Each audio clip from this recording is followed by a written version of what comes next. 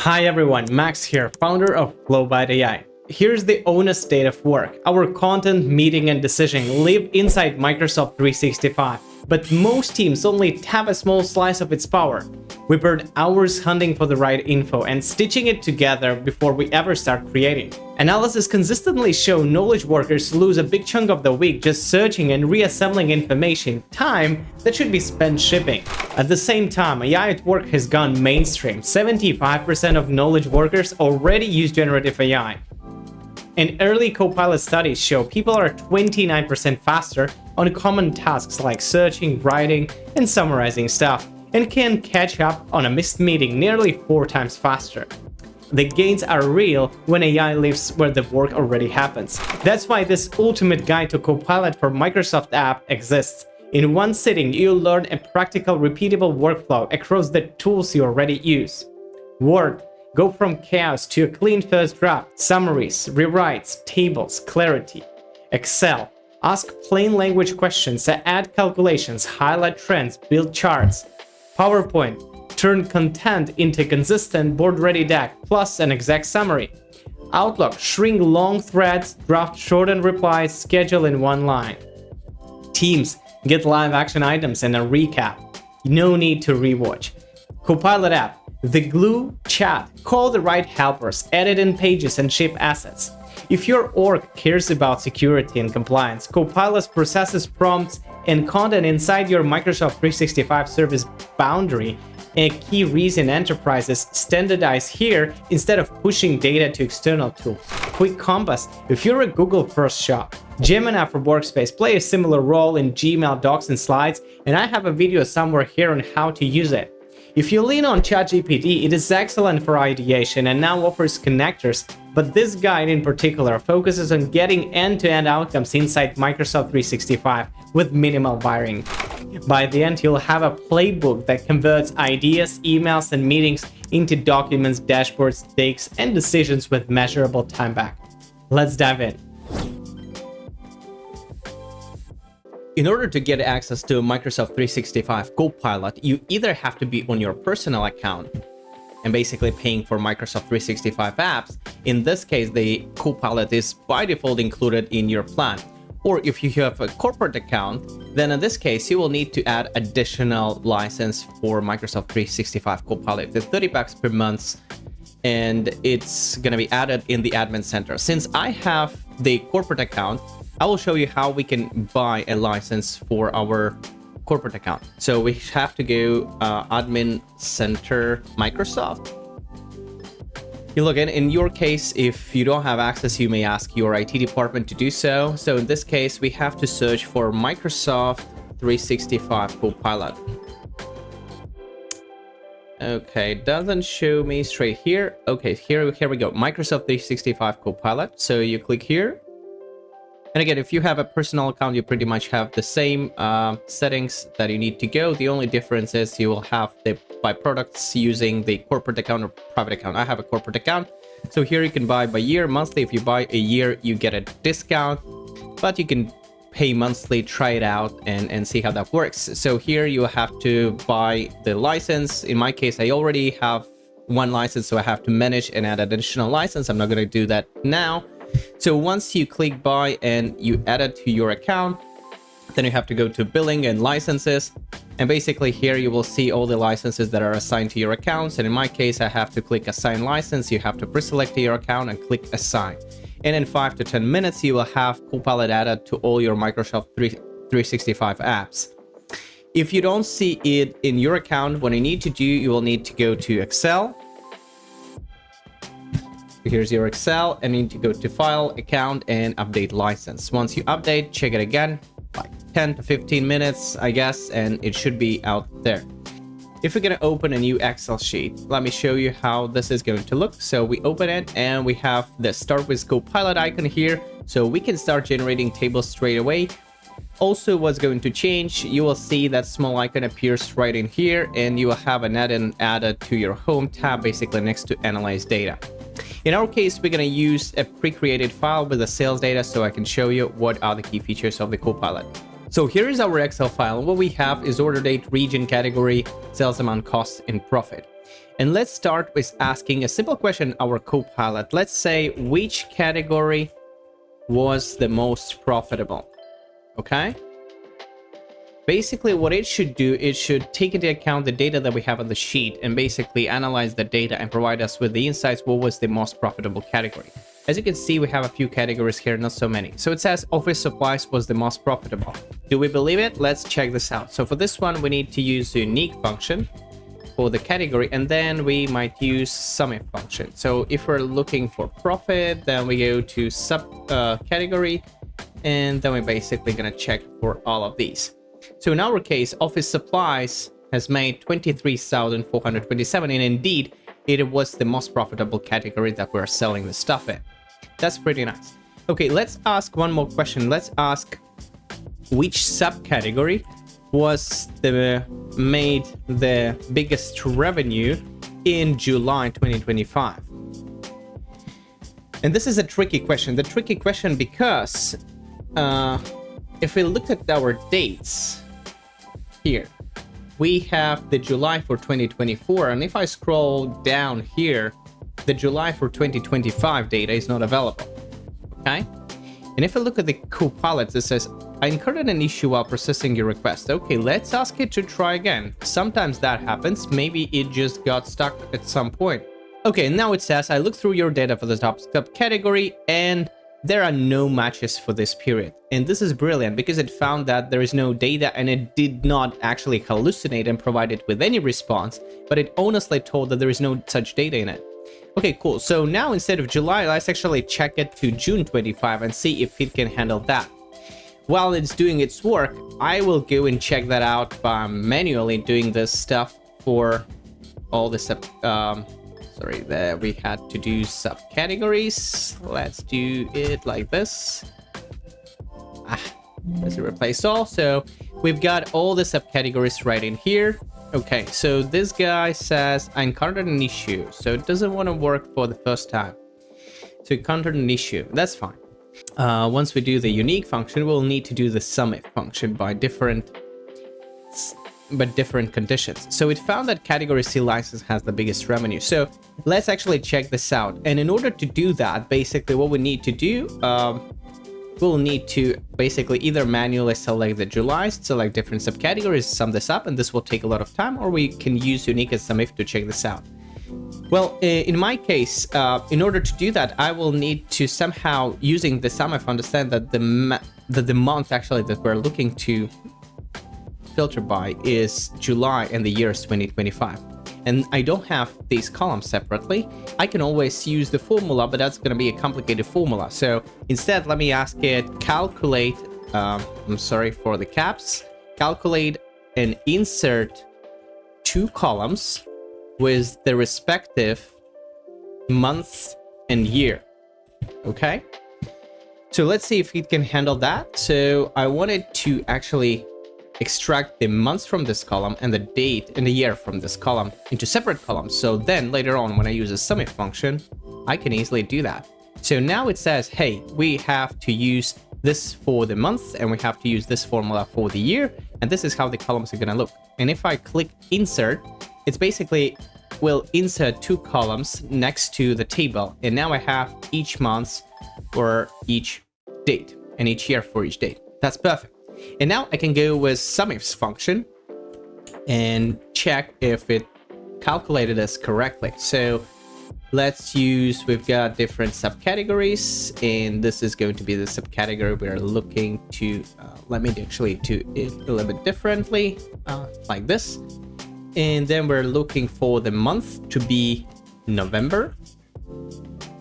And we're looking for the year to be 2025. Okay, something went wrong, so let me quickly check what was wrong here. I'm sorry, not November actually, we are looking at June. Okay, so now it's good. So this guy told us that category C license has the revenue, the biggest revenue, and it was 5,910. So if we look at these numbers, actually we can see that indeed category C license was the right amount. But in order for me to come up with this solution, I needed to add 2 more columns. I needed to use unique function, and I needed to use submit function. So if some of you guys don't know these functions, it's going to be actually hard to get the numbers, right? To do that manually or with filters or whatever. What is cool about Copilot, I didn't need to do all those workarounds. I needed to add additional columns. I needed to do unique and sumif. I got it straight away here in the chat. So the data that we receive from it, it's pretty reliable, and that's pretty nice. So next, let me actually ask it to add some conditional formatting to my data. For example, I have an imaginary company that have all the data that is over 500 in profits being selected as green. I want the data that is from 200 to 500 be highlighted in yellow and below 200 in red. So let me ask it, highlight the profit over 500 in red, from 200 to 500 in yellow, and below 200 in red. So let's see if it can handle that. Actually, the things that you select doesn't really matter. So it doesn't matter if I select this or a specific range, it doesn't read that. I don't know either, unfortunately, or not. Let me check that what it does. So it looks at the table and says calculate the value, apply the following to the column profit. And it's gonna apply over 500, gonna be red. Oh, I actually mistyped this thing, so it should be over 500 should be in green. So let's actually do it. Let's correct that. So let's say over 500 in green. So now it's going to be correct. So I mistyped the word here, unfortunately, but let's see if it can handle it from the second time, because from the first time everything was actually correct. It's just I mistyped it and it was not really what I wanted to do. All right, so let me check that. So sales value greater than 500 over profit in green, yellow, and red. Let's actually do that and see if that works. Perfect. So now we can see that it has applied conditional formatting to values over 500 being green, from 200 to 500 yellow, and below 200 red. Amazing. In order to do this manually, we will need to set actually 3 rules in the conditional formatting field. So we'll need to pre-select that. We need to go conditional formatting, new rule. We go to cells that contain, and basically here we have to select greater than or equal to, and then we go with 500, we select different formatting, and that's a lot of hassle. And this is just once. You have to do it 3 times to do it for green, for yellow, and for red.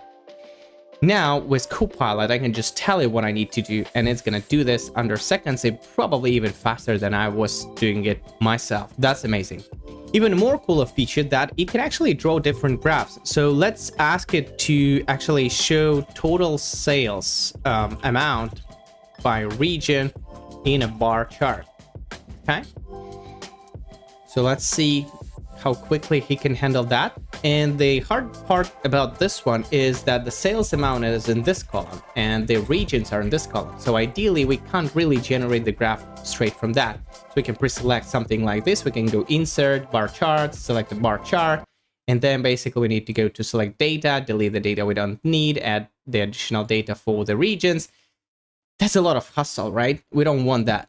Instead, here Copilot actually generated a graph for us. Let me actually see. So now it says I analyze the data. So here's your chart, and I can't really insert that. So generate again. I want to insert it to my spreadsheet. So it generated the graph correctly, but unfortunately it doesn't allow you insert the graph into the worksheet, and that's really bad. So let's try again. So now it did pretty much the same thing, but instead I have a button right here. So let's actually wait until we get it. So we can click add to a new sheet, and here we go. So we got basically what it did. It created a separate pivot table, and then it actually inserted the right fields that we need into the pivot table and created a chart. So now we have the total sales by central, east, northwest, etc. It even kind of edited the graph that is in 1,000 already. So, and it was really, really quick. I love it. Next, let's actually ask it if it understands some finance functions as well. So let's ask calculate net profit margin, and then add this as an additional column. Okay.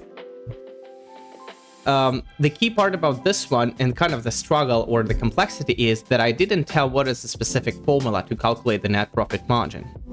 And let's see if it can handle it himself. Because the large language model actually has a lot of pre-training data in it. And that's why it will certainly understand what the net profit margin is based on the data that we have. It's all cool. Unfortunately, it didn't allow me to insert a column. Insert a column. Okay. So let me see if that's gonna help. Unfortunately, when I was testing it, I struggled to consistently get my Copilot to insert columns with certain things. And I'm gonna be honest, I'm not sure what is the reason here. Why sometimes it just doesn't want to do what it needs to do. For example, if I tell it to insert a column, it doesn't allow me to do so. In this case, it told me, okay, this is the formula that you need to use, and that's the correct formula indeed, but it didn't create a column for whatever reasons for me. And I'm not sure what is the reason here and why it doesn't want to work when it told to do certain stuff. If you guys know, please let me down in the comments below. Otherwise, let's continue. Also, for fun, you can also click somewhere here.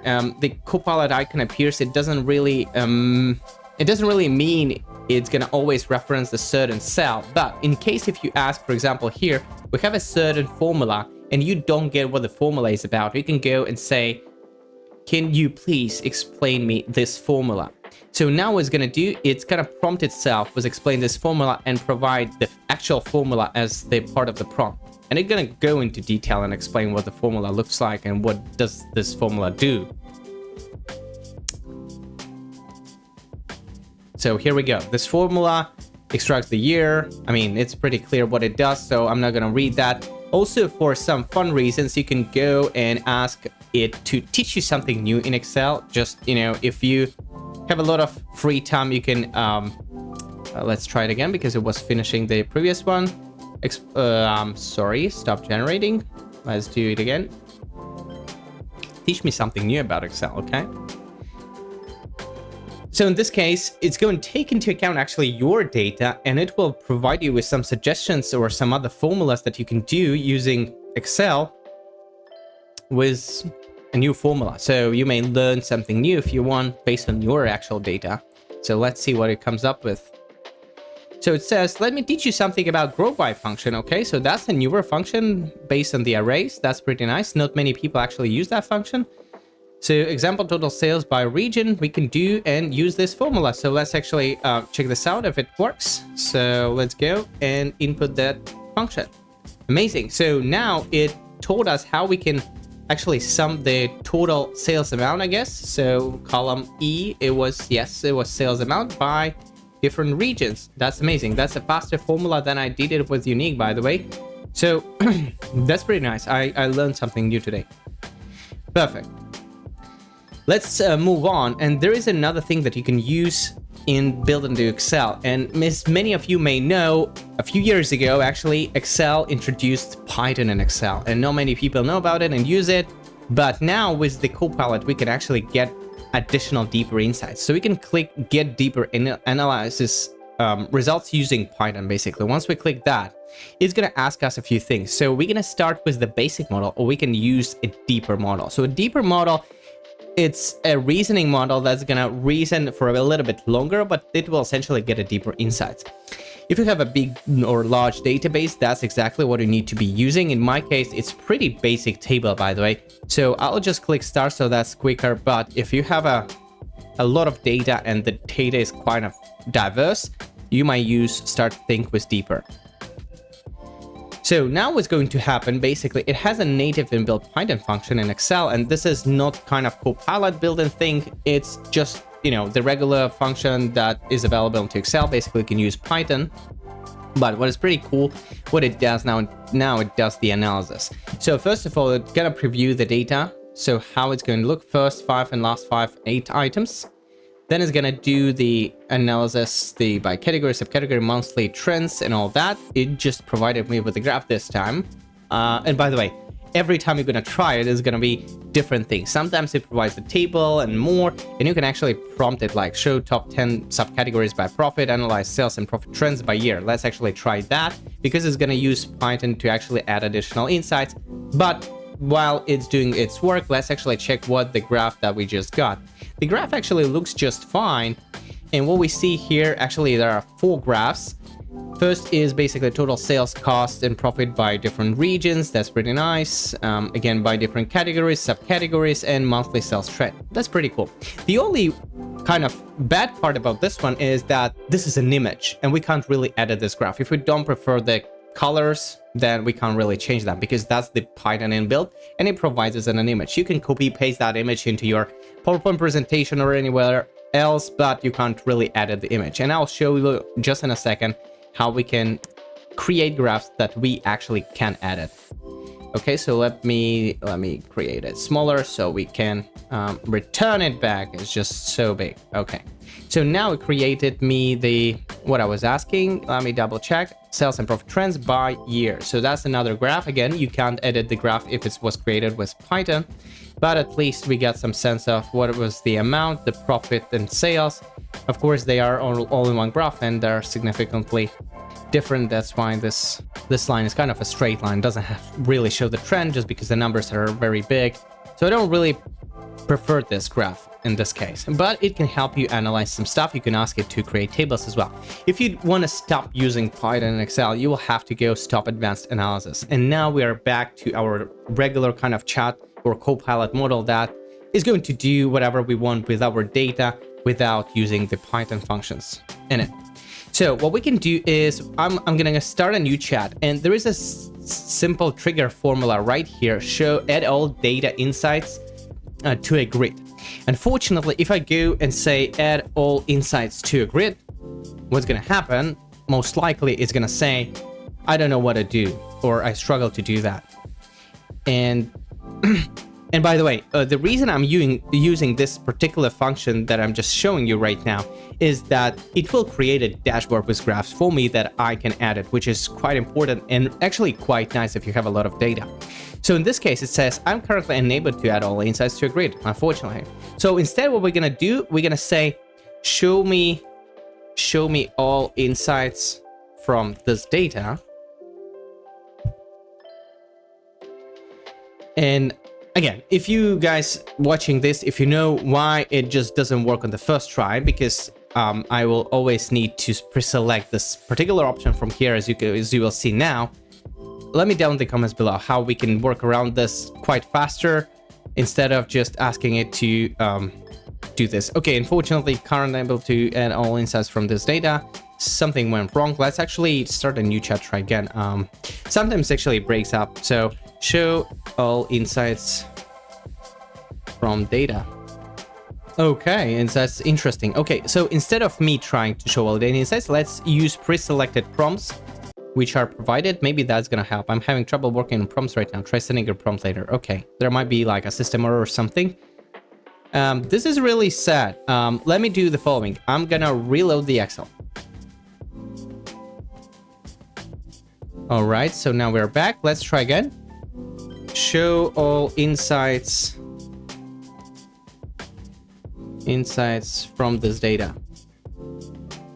Okay, now it seems to be working. I don't know what's going on, but sometimes it just fails to do stuff. All right, so now it's generated me as just a single graph. Doesn't tell me much, but now it's going to provide me with additional prompts, I believe, or I hope so. No, it does not for whatever reasons.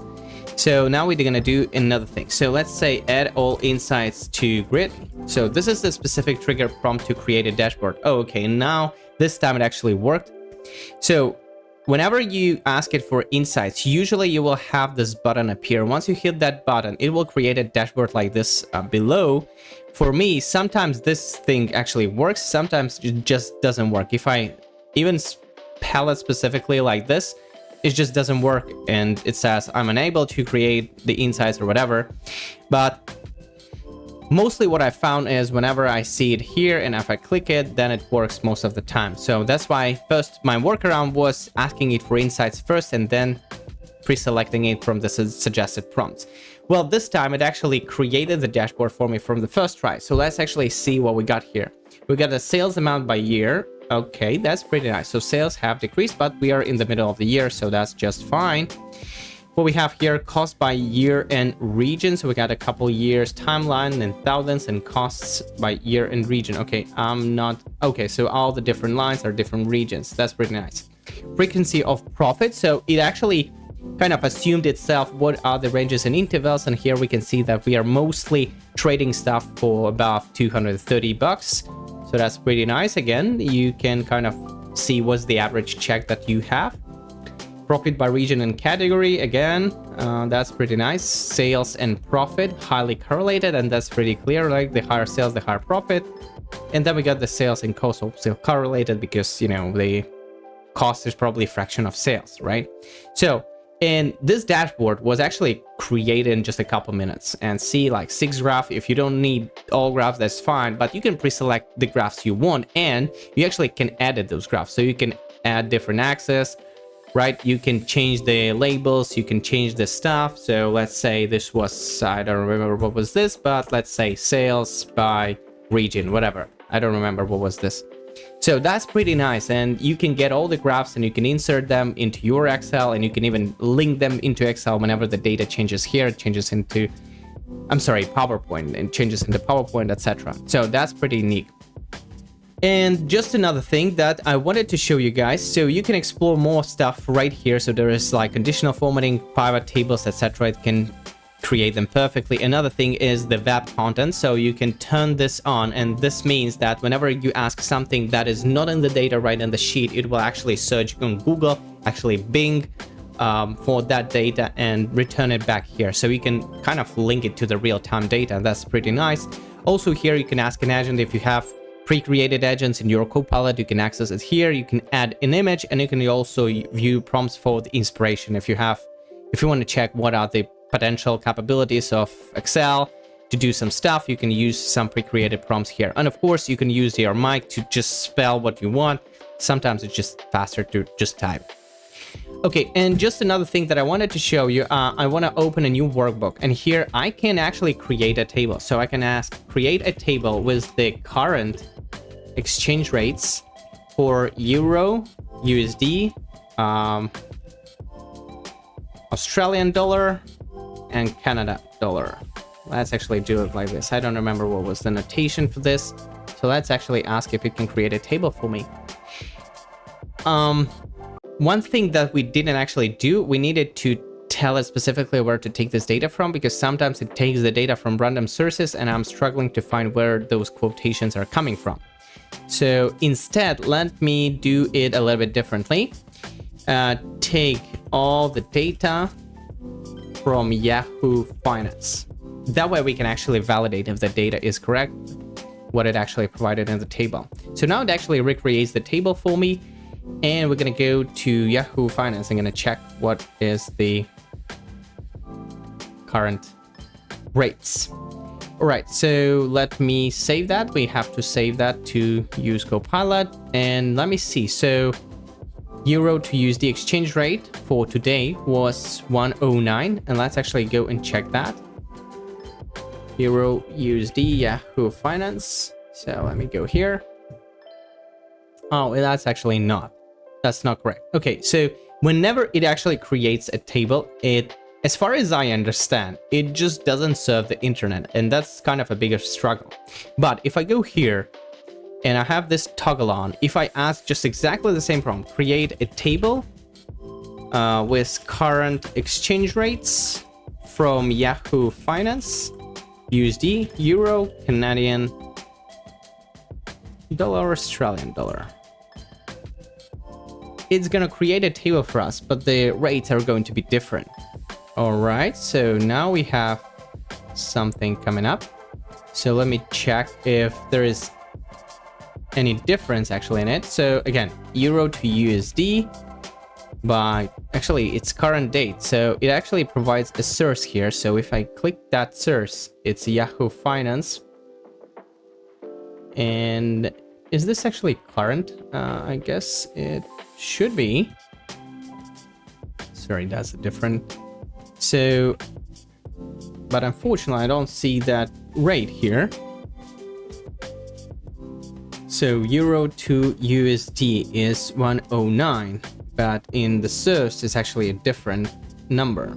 Okay, so there's like Canadian dollar, but for euro to USD is 109. And let me actually quickly check that. So let's do 1 divided by this one, 91. And on the source that it was showing, it was actually different, 0.85. So unfortunately, it actually didn't extract the right data. And if I go to Yahoo Finance myself, so it's 116.73. It's even different. It's 109.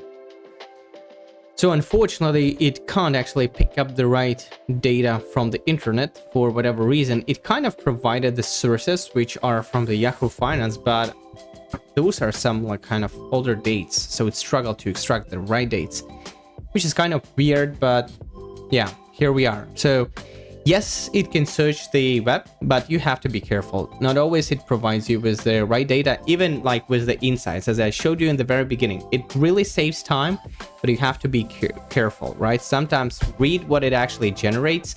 Sometimes it might actually miss stuff, but for the most part and for the most people, if you're asking simple stuff, that's going to be just enough. And again, here the current exchange rate is different. It actually picked up the wrong or older outdated source. Current exchange rate is different. So unfortunately, yes, it can access the internet, but it can mess up the data. So be careful when using Copilot, even in Excel. All right, so and that's it. Basically, this is what I wanted to show. This is what are the capabilities. You can explore it yourself, but in fact, if you're an average user or junior or an average user, that's going to be a quite a boost actually, because in, I would say, 90 to 95% of the cases that should be correct, but sometimes it's just lazy. It either doesn't want to do stuff or it can mess up the data, like with the exchange rates, unfortunately. So nevertheless, I think this is pretty cool. This is a very powerful feature. If you're not an Excel nerd, that might benefit you very much. Once you've done the installation, either in your new Outlook or old Outlook, you will see on the top right corner the Copilot button, basically, which would allow you for additional functionalities. There is a small difference in the functions that you can use in the older one and the newer version. So I suggest actually using the newer version. The difference is not drastic. So if you get used to the old version, you can still do that and chat with your chats or drop the replies and summarize stuff.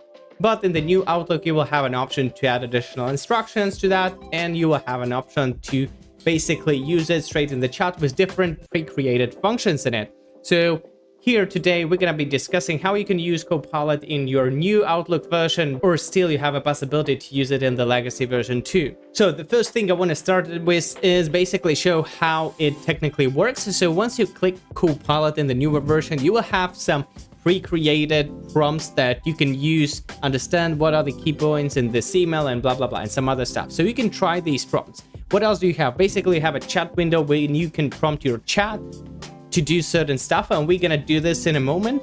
Then we can add images. I don't know why it just allows you to add images, not the documents, but you will have an option to reference documents as well. So here we have an option to view some other prompts. So you can, again, if you don't have enough inspiration to come up with your own prompts, you can use the pre-created prompts from Microsoft and use them as well. You can also manage the content preferences. And here again, we have given an access to the web content so that whenever we ask something that is not in the current database or the knowledge of the Copilot, it will search actually online. And the other option is we can use the microphone to actually say something instead of typing the prompt. Again, this is just a small quality of life feature if some of you actually will like that. But I would want to start with an example email. So think about a regular working day and you have to make certain decision and you receive a lot of information in the email, and sometimes this is just internal information, discussion about a new project launch or something like that. So for example, here I have another email where the colleagues were actually discussing that they want to launch express pickup self-service lockers. And there is this first email coming from Yanis College saying that, hey, we're going to launch 3 larger stores This is the, the full full project budget. This is the pilot project budget. We need the API integration in ERP and POS.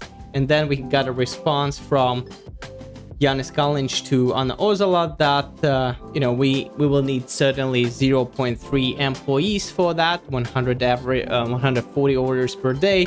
And then it goes the email from the financial controller basically saying what are the capital expenditure, what is the present value of this investment over 4 years, and a lot of information. And this is just regular stuff where we get a lot of like email thread pulled in with a lot of data. And basically think about somebody says, hey, need approval from you on this project. Can you please give it a sub? Because if you order today, we get 50% discount. So for you as a manager or just working with this email thread, you will need to dig through a lot of information. And that might be quite, if that's not the only email, which might be the case, this is a lot of work.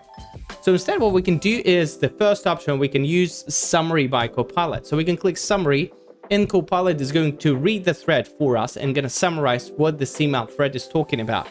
So he says, okay, there is this guy saying this, and basically one kind of sentence saying what every person is actually proposing in this email thread. This is pretty nice, but this might not be enough. So we're gonna ask Copilot. So we're gonna click here and we can ask anything about this email. So for example, is this a good decision or a bad decision to make? Provide arguments. Okay, so instead of me actually going and reading through the email before that, or like replying, I want to actually chat with my AI assistant so that it kind of pulls in the data itself and tries to argue what is good and what is bad in terms of like making decision on this project. Again, it's quite a lot of information here, but let's be honest, the emails are quite complicated as well in terms of like comprehending what's inside, because there is a lot of like different data, financial data or IT data, etc. So basically it says there are few arguments in favor, there are few arguments against, and basically the conclusion overall, the decision seems to be a good one given the strong customer demand, financial viability, and operational feasibility. Pretty nice. Okay, so if I'm kind of convinced that this decision is sort of good or not good, I can go and reply to this email thread because people are actually waiting for me. So I hit reply, and here we have an option to click Alt+I, which is going to automatically pull in the AI assistant or Copilot to give a reply. So we can say, let's do approve small pilot. So it already kind of pre-creates sort of replies for me. So I didn't even ask it to do anything, but it just suggested, let's approve small pilot. So, and here we go. It basically says, hi Anna, thank you for the detailed insights, blah, blah, blah. This approach allows us to valuable data. So basically it kind of gathered a short email based on the data it's seen before to give it a small pilot approval. Pretty nice, but if I'm working as a business manager, this email might be too long for me because people are not going to read long emails and I don't want to write long emails, right? So let's actually save everybody's time and let's make this email shorter. For this one, we have to highlight what we want to change. Click on this Copilot icon here and ask it to make it shorter. And as you can see below, you can make it longer, you can make it smoother, like make it shorter, make it longer, change tone, and you can pre-select direct, casual, formal, or like a poem. So those are some pre-created prompts that you can use and change the text that you have already highlighted. In my case, for example, I like what it provided with, so I say replace. There are two other options you can insert below, so we'll have the first option and the other option. In this case, you will need to delete the one that you don't like, or you can just discard the content. In my case, I'll hit replace. All right, so now I have kind of a shorter version, which again still looks like a little bit long to me. So that's why instead of just asking it to write a reply, we can give it custom instructions so that it reads the instruction every single time before it hits kind of generate a reply for me. So for this one, we're gonna close that and we're gonna go to kind of this drop down and click settings. First of all, if you don't have Copilot straight in your Outlook, make sure you have the Copilot turned on. Otherwise, you will just not see the icon here. But it should be on by default, so I assume you will have it. But then we can click draft instructions, and the draft instructions will allow us to sort of pre-prompt our AI assistant how we're expecting it to reply in the next chat. So here we can click on, and you can provide your pre-created instructions for your AI assistant, how you expect it to reply. For example, in my case, I will tell it that it needs to reply in less than 150 words, and basically 3 paragraphs, each paragraph's meant a certain thing. The tone and language should be decisive, focusing on ROI and risks, priority signals, formatting as dates, wording nuances, and I'm saying that it should always sign off as my, Maksims HTML founder, Flow-by-AI. Of course, you can pre-create this signature already in the Outlook and use just pre-created template, or you can generate it with AI. So let's actually see how that works. If I have those instructions on and I save it, I close it, and I just delete that, I just ask it to approve small pilot again. But now, instead of just approving the small pilot, it will take into account the instructions I've provided to it. So that's why now, instead of just kind of general texty email, we get the data indicates a significant demand for quicker delivery options, 62%. I like that it actually picked the numbers from the email, kind of, persuading the receiver that I've actually read the data. I've actually read the emails. I understood the data, and my decisions actually based on the data, not based on the feelings. So we say we'll proceed with API integration. Please prepare the official request. It even came up with like a random number. It certainly formatted the data as I asked it to, and it signed off with my name. So as I ask it. So this is much better. That I like much more. So in case you want your AI assistant to actually talk like you either can give it a few examples of other messages, or you could just explicitly tell how you expect it to actually speak. So think about the tone, language, the length of your messages, etc. So now if we're good with this email, we can go and click send this email. Right, so when we go to our Copilot, we can also start a new chat.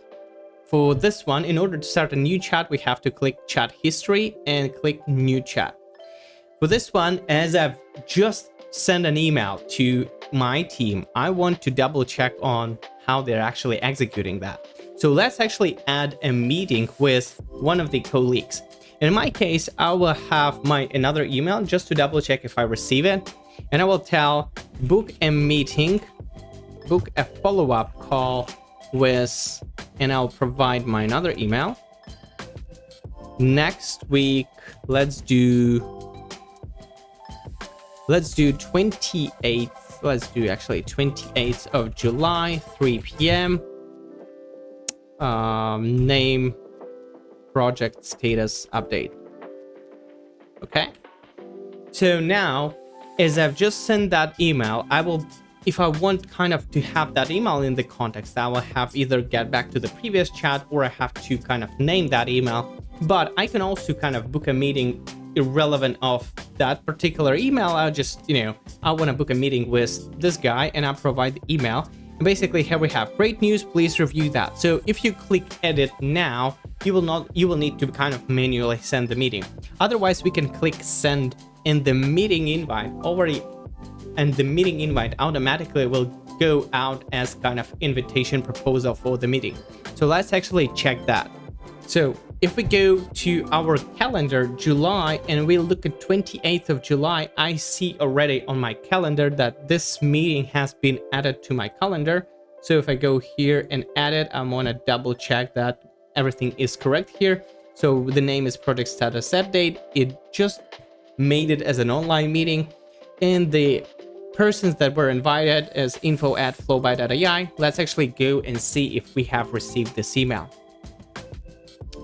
So if we get there, I'm go to email, I see the invitation. So project status update from the email, and here I can join the meeting. So that's pretty nice. Just with a single prompt, I can actually schedule meetings instead of me, going and trying to find the right spot. I can just tell it, hey, book the meeting this time, and that's it. Unfortunately, if you guys wanted to check if you're available or a person is available at specific time, for this time, Copilot doesn't do that. So it doesn't kind of checks if you're available. It just books the meeting at a certain time, and that's how it can work with your calendar. It can send the invites, but it will not know if any of the invites are available or not.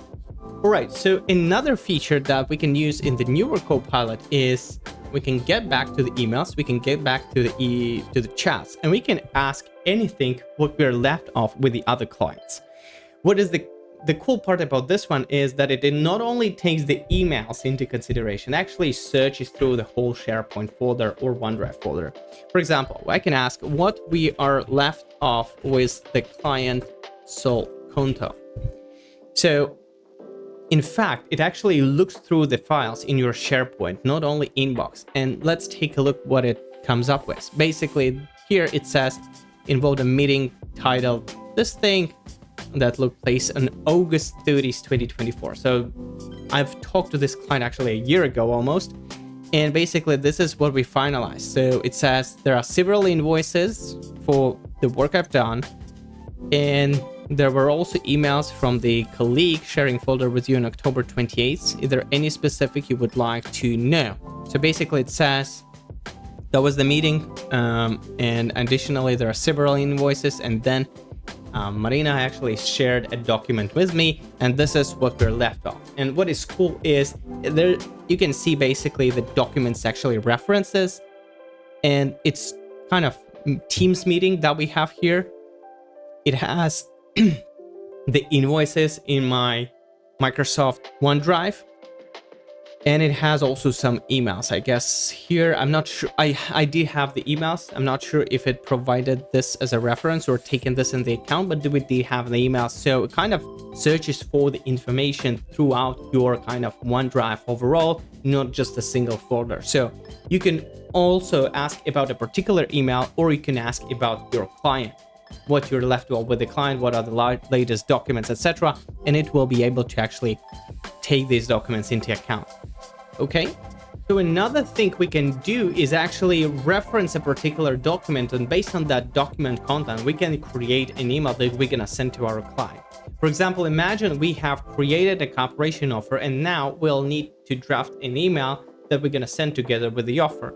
So we can go and say, draft me an email based on the cooperation offer that I'm going to send. And in order to reference a particular document, I need to hit the slash sign and then basically find the document in my SharePoint. Once again, if you have OneDrive, it will not find all the documents in your OneDrive. It will find the documents saved in your SharePoint. So let's see if it's able to actually pick up the information. So here we go. And that's a long email. Oh my God. So it says, sure, here's the subject. Dear New Flow, hope this email finds you well. Again, we might want to edit this email, of course. We're pleased to present it with our proposal. And now we kind of recreated the content of the file in the email, which I don't really want. So I'm gonna say, shorten this email so that the offer remains in the document, but the email is complementary to the offer. So let's try, because we certainly don't want to kind of send the offer in the email text, of course. So it says, we are pleased to present our proposal. Our expertise in financial planning and analysis will ensure that the new budget aligns with our strategic goals. Amazing. So we got sign off. You can use that email because this email was actually generated based on the content of the offer that we have. So for this, I wanted to emphasize that you guys can actually reference different documents, presentations, Teams chats or calls or other conversations. And this works within one workspace, within your Microsoft SharePoint account. So if you have any other documents with this client that you want to reference, you can actually include them, or you can actually make a few documents here and make a table of that. So you can all reference that, include in the email, just to save you time, not doing that manual, opening the documents and not drafting the email yourself. This can be done with AI, and it just saves a lot of time if you can do that. And once again, it actually shows me a suggestion here. You can even translate this into different languages if you want. Again, if you need that, that's much faster just to switching between like Google Translate or any other apps. So yeah, that's probably the most of the things that I wanted to show. So you can reference stuff, you can generate emails, you can reply with AI. By hitting Alt AI, you can quickly get access to and added the text that you've created with your email. You can check the grammar with AI, you can reference different documents, you can provide custom instructions to your AI Copilot. And of course, you can also book different meetings with the calendar with AI straight here in the chat. You don't need actually to be switching between different apps.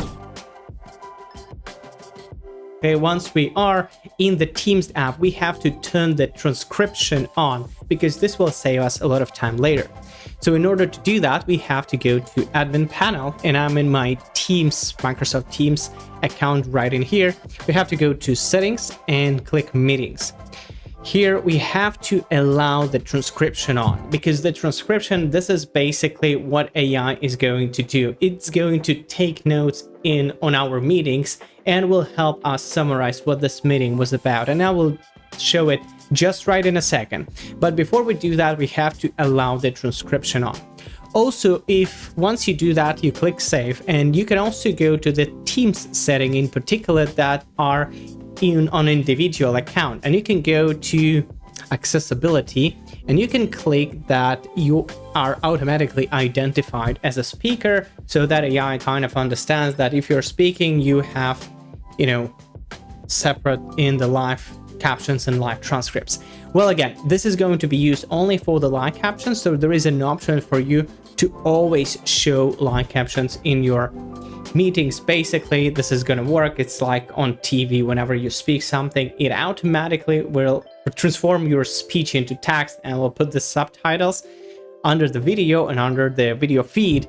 So you can put this on and have it in your account. If you don't want it, you just keep it off and that's it.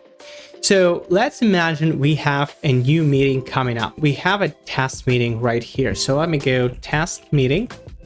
Now let me click more options, and I want it to be a Teams meeting. Okay, so let's assume there are no other attendees. We just save it. So once we have it, we have a Teams account here, so we can join the call. And once we join the call, we can actually I can't use my video right now, unfortunately, but because I'm recording on a camera, but I'm pretty sure I can use my microphone here. So let's join now. And basically, let me quickly double check the mic is working. So now we're on a Teams call and we're kind of waiting for other people to join. So in order to use Copilot in your Teams calls, you have to have, first of all, Copilot license and turn the live transcription on. And then you will see this Copilot icon here on the very top corner of the interface right in here. So when you're in the meetings, you can turn on the Copilot straight in the meeting. So you have this little button right on the top next to rooms and apps. Basically, you click it and you're asked if using Copilot for meeting notes all generated by AI. We just click turn it on and it asks what language we're speaking. So now it supports many different languages and you can pretty much pre-select what language you're actually speaking on the call. But I'm going to go with English for now. So basically now on the left hand side, we actually see two kind of things here. So it says AI in this meeting, that's one thing. And the other thing, transcription started by Maksims. Basically what happens now is AI is actually listening what I'm saying and kind of transcribes this into text and keeping AI notes. So this is very helpful for any teams that actually have their work meetings in Microsoft Teams account and basically decide on different things, because after that meeting, you will be able to actually recap what you were talking about during the meeting, what was decided, what are the main tasks and list of items that was discussed during the call. So in order for this to test it, I might go and say a few things. So let's imagine we're working in a company called, Future Company Resort, whatever, and I'm giving some tasks to my employees. For example, I say, Mark, you will need to send me a report by tomorrow 5 p.m. Alina, for example, you will be researching additional revenue growth opportunities for this week and send me back your findings by the end of this week. And then we have another person, Max, that will need to do a financial analysis of the current quarter 2 results, whatever it is, and compare these results with the previous quarter and tell me how we are actually doing.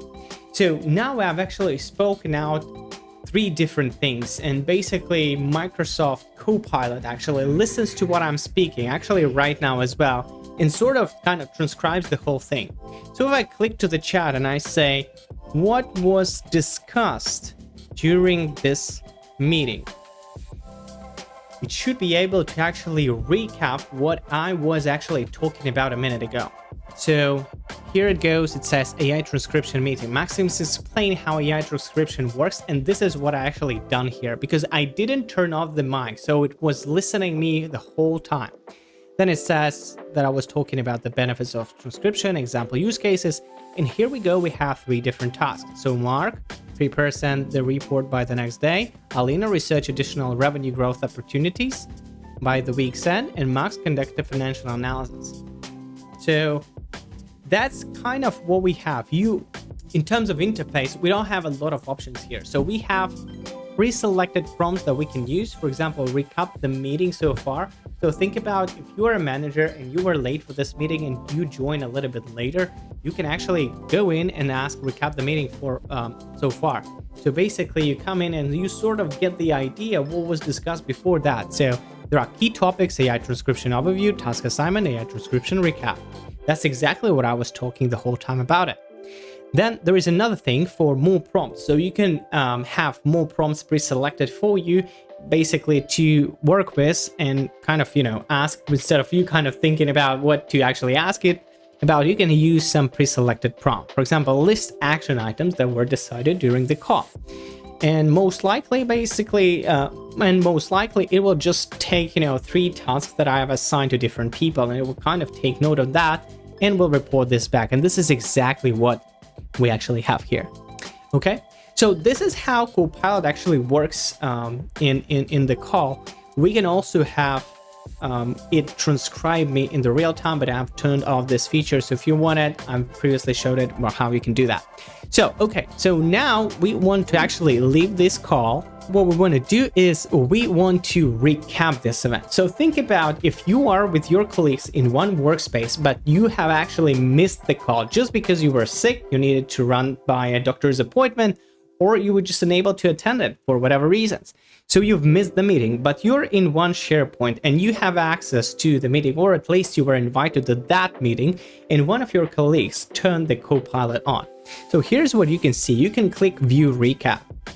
And after a few minutes, you will have a summary of the AI notes and the transcript of the video appear in your recap. For example, here, even if I was not attending this meeting, but I was on the agenda, but I was invited to this meeting, I can actually check what are the main ideas that were discussed during the meeting. So here we go, AI notes generated by AI, check for accuracy. AI transcription overview, so basically it tells what I was speaking about. There are task assignments, so 3 tasks that we have assigned, and AI transcription recap, follow-up tasks that we need to do. And actually it even points out the exact timing, which I really, really like. So even if I was not attending this meeting, I can actually get the insights what the meeting was about. What also we can get is basically the transcript. And again, here, as I was the only one person attending the meeting, it sort of transcribes only my speech. And why would you ever need this speech? Just because you can take this speech and actually put this into ChatGPT and ask a specific thing, what these people were discussing or what Max said about this particular topic, right? You would just take this whole transcript and put it into ChatGPT and it will find the right moment for you.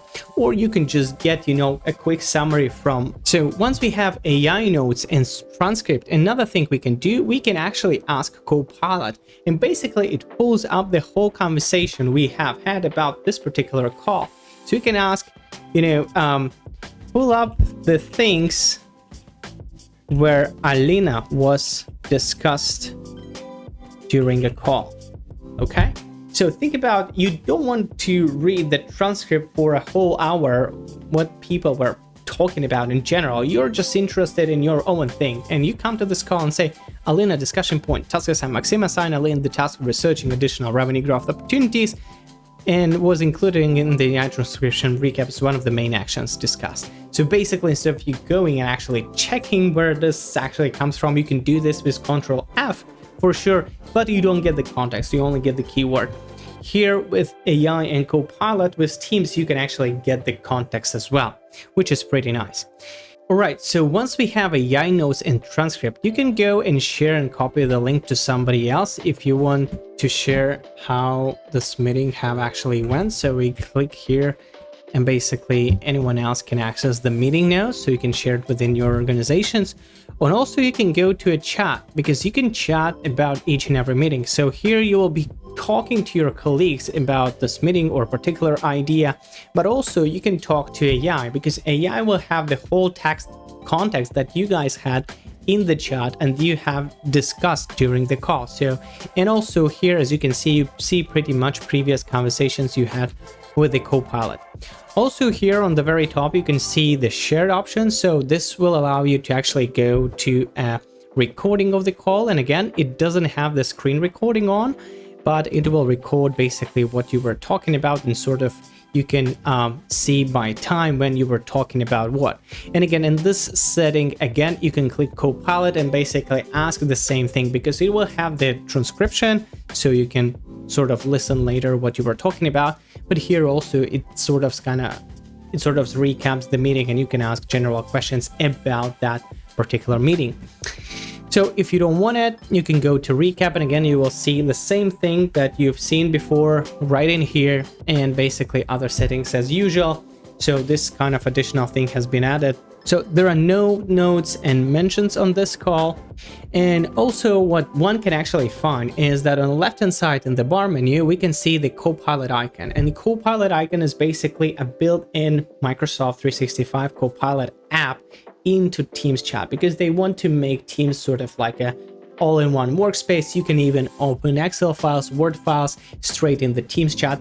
And basically Copilot here is just another built-in app. And I will have the video about Microsoft Copilot 365 app later on. That's going to be the last video, and it will be coming out in a few weeks. So please make sure to subscribe so you don't miss that, because it actually provides great possibilities that are not available in other apps. So I'll make a separate video on this one and how to use it, but today we just talked about Microsoft Teams. So Microsoft Teams and Copilot actually makes it very easy for any note taking, basically thinking about AI assistant always sitting right next to you on all of the calls, and basically transcribing everything you guys are discussing. And after that, it will just prepare what you need, what was discussed, what were the main points, listed action items, what are the main decisions that you've made, and what are the deadlines, so that not you, not anybody else need to actually care about taking notes, and everybody's on the same page, everybody remembers and knows what you've talked about. And even like managers that have not even attended the call, they actually can review if their team is actually working properly according to the script, if that's a sales call, kind enough to their clients, etc. So you can even do some micromanagement if you wish. Otherwise, and that's a brilliant note taker for everyone, for you and a client, so that everyone keeps on the same page. So please use it for your benefit, and hopefully that makes you more productive. So in order to use Copilot in your Microsoft Word account, you need to buy a license. And I have a video somewhere here where I show how you can get a license for your Microsoft 365 apps. And once you have that, basically, this is how your interface is going to look now. And on the right-hand corner of your Word interface, you will see a Copilot icon pop up again. So we'll go through this just in a second. So first of all, even before you start writing anything in the Word document, you can already use Copilot capabilities. So one of the things would be you can reference any other documents and create new documents based on the previous conversations, PowerPoint presentations, Excel documents, and even more. So for example, let's imagine I have a cooperation offer style that I usually use, and it looks something like this. So cooperation offer, there is a proposal, there is a price and deadline. And here we have basically the pricing and everything. So you can see basically my signature that I usually use, etc. So this is kind of a standard sample offer that I use. And the other thing that I have is basically an email thread where, imagine with the company, we're discussing express pickup self-service lockers. And there was a lot of information in this that we need to introduce these lockers, and there is a kind of a long thread that we were discussing. And basically what I want to do, let's imagine based on that thread, I need to create a cooperation offer. But just because I don't want to start from scratch, I can use Copilot to help me with that. So let's get back to our Copilot. Let's ask, create a cooperation offer for a client in the format of, and now in order to reference any file, I need to use the slash kind of sign, and then basically it will pop up all the possible documents that you have in your SharePoint. In my case, I'm going to select the format of the file is the format of the offer that I have. And then I go based on the content, and now I'm going to reference basically here express pickup service self-service lockers, and this is the long email thread that we just had with our other team members that we're going to introduce. So create a cooperation offer for a client in the format of this one based on the content like this. Let's hit enter. So now instead of me going and checking the content, kind of trying to understand what we should really put in the offer, I can have Copilot do the first draft for me, because it's going to be much easier to edit stuff rather than generate it from the scratch yourself. So now if we look back here, so we have pretty much the same style as I had before. So if we look down to my offer that I have here, yes, the formatting is a little bit different, and I have it like all in in the black color, and the alignment is a little bit different. But I mean, if we look at the headings and what we are kind of using to split the section by, it's basically the same. It even created some bullet points right in here, although the format and the offer itself is very, very different. The previous offer that I had was really about, financial services that I'm going to offer. Here we're talking about project management services. So, dear client, we're pleased to announce, then we hit with the proposal, then we have a few bullet points, and then we go with a little bit more details, and then we arrive to price and deadline, and pretty much the format is the same as I had in my original offer. Pretty cool. It even came up with some random price, which is funny. All right, so I can actually go and tell it to set the specific price straight away if I know, but if I don't, and I assume that's just fine, we will just go and keep this as is. So if you think this offer is a little bit too long, what we can do is actually we can pre-select the whole thing, and we can click on the smaller icon that appears on the left-hand side. So once we click there, there are a few writing suggestions, auto rewrite or visualize as a table. I'll go just with the instruction that we need to shorten the text that we selected. So let's actually see if it can shorten what we already have. So now in the blue, you will actually see what it has rewritten based on the content that it had before. So now what we can do is we can keep it, or we can actually replace the content right in here. So here we have, a long text with a lot of things, but here's the shortened version that I can replace the original content with. Actually, I don't want to be replacing. I can rerun it, or I can discard it, or I can keep it as a separate one. Well, in this case, I think the original content is a little bit more detailed, and I will just keep it and press on the bin button. So now what instead I want to do is I want to go to this side where I describe what we're going to do in our proposal, and I want to split it by project deadlines with specific terms, so it's clear to everyone how we're going to work with this. So now we have phase 1, now we have phase 2, phase 3, phase 4. Pretty nice. Now it's looking a little bit messy because it just puts this thing just right in the middle. So what I'm gonna do now is instead I'm gonna keep this thing as for now, and now I'm gonna select these different phases, and I'm gonna hit the button again, and I'm gonna ask to visualize as a table. So now instead of just keeping this as a separate text chunk, I want to put it on a table so that it's clear for everyone, and that looks much better. So let's actually keep that. And now I have a separate table where we have different phases of the project, when the realization is going to happen, key activities, payment terms, and notes. Well, the payment terms for each phase is a little bit weird to add, but again, you can specify it a little bit more explicitly. What do you want to include in a table and what do you need? So you can make it look a little bit better than actually I did. So in my case, I don't need this part anymore. So what do I have? I have the offer, and I also have an additional table where I pretty much describe what is going to be the project timeline for this project. Pretty nice, isn't it? So another thing we can use Copilot for is to make it easier to work with some documents that are already pre-created for us. So think about, I have a report on the potential market for AI in corporate finance, and then a longer thread that consists of like 8 pages, about 3,000 words, and I'm a little bit busy to read it all. So instead, when I open my Copilot in Word, I automatically receive a summary of the document. So artificial intelligence significantly reshaping corporate finance, and etc, etc. So it also provides me references where this is actually taken from. And the summary is auto-generated for all the documents that already have content. That's pretty neat, isn't it?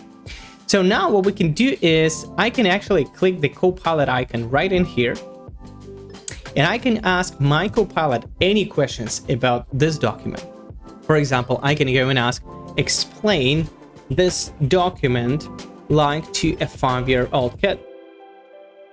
And I was gonna do, because it already has in its knowledge base basically the content of this file, it will go and sort of generate me a quick summary of what this is, explaining like a 5-year-old kid. Organize your toys, keep your toys safe, help you play better, clean up.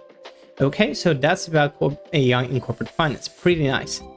Also, what you're provided with a few things in the chat here. So you can sort of insert this thing. So if I click insert, even if I click somewhere here and I click insert, by any means or any chance, nothing actually happens. And I'm not sure what is the problem with this one, but at least for me, this feature is actually not working.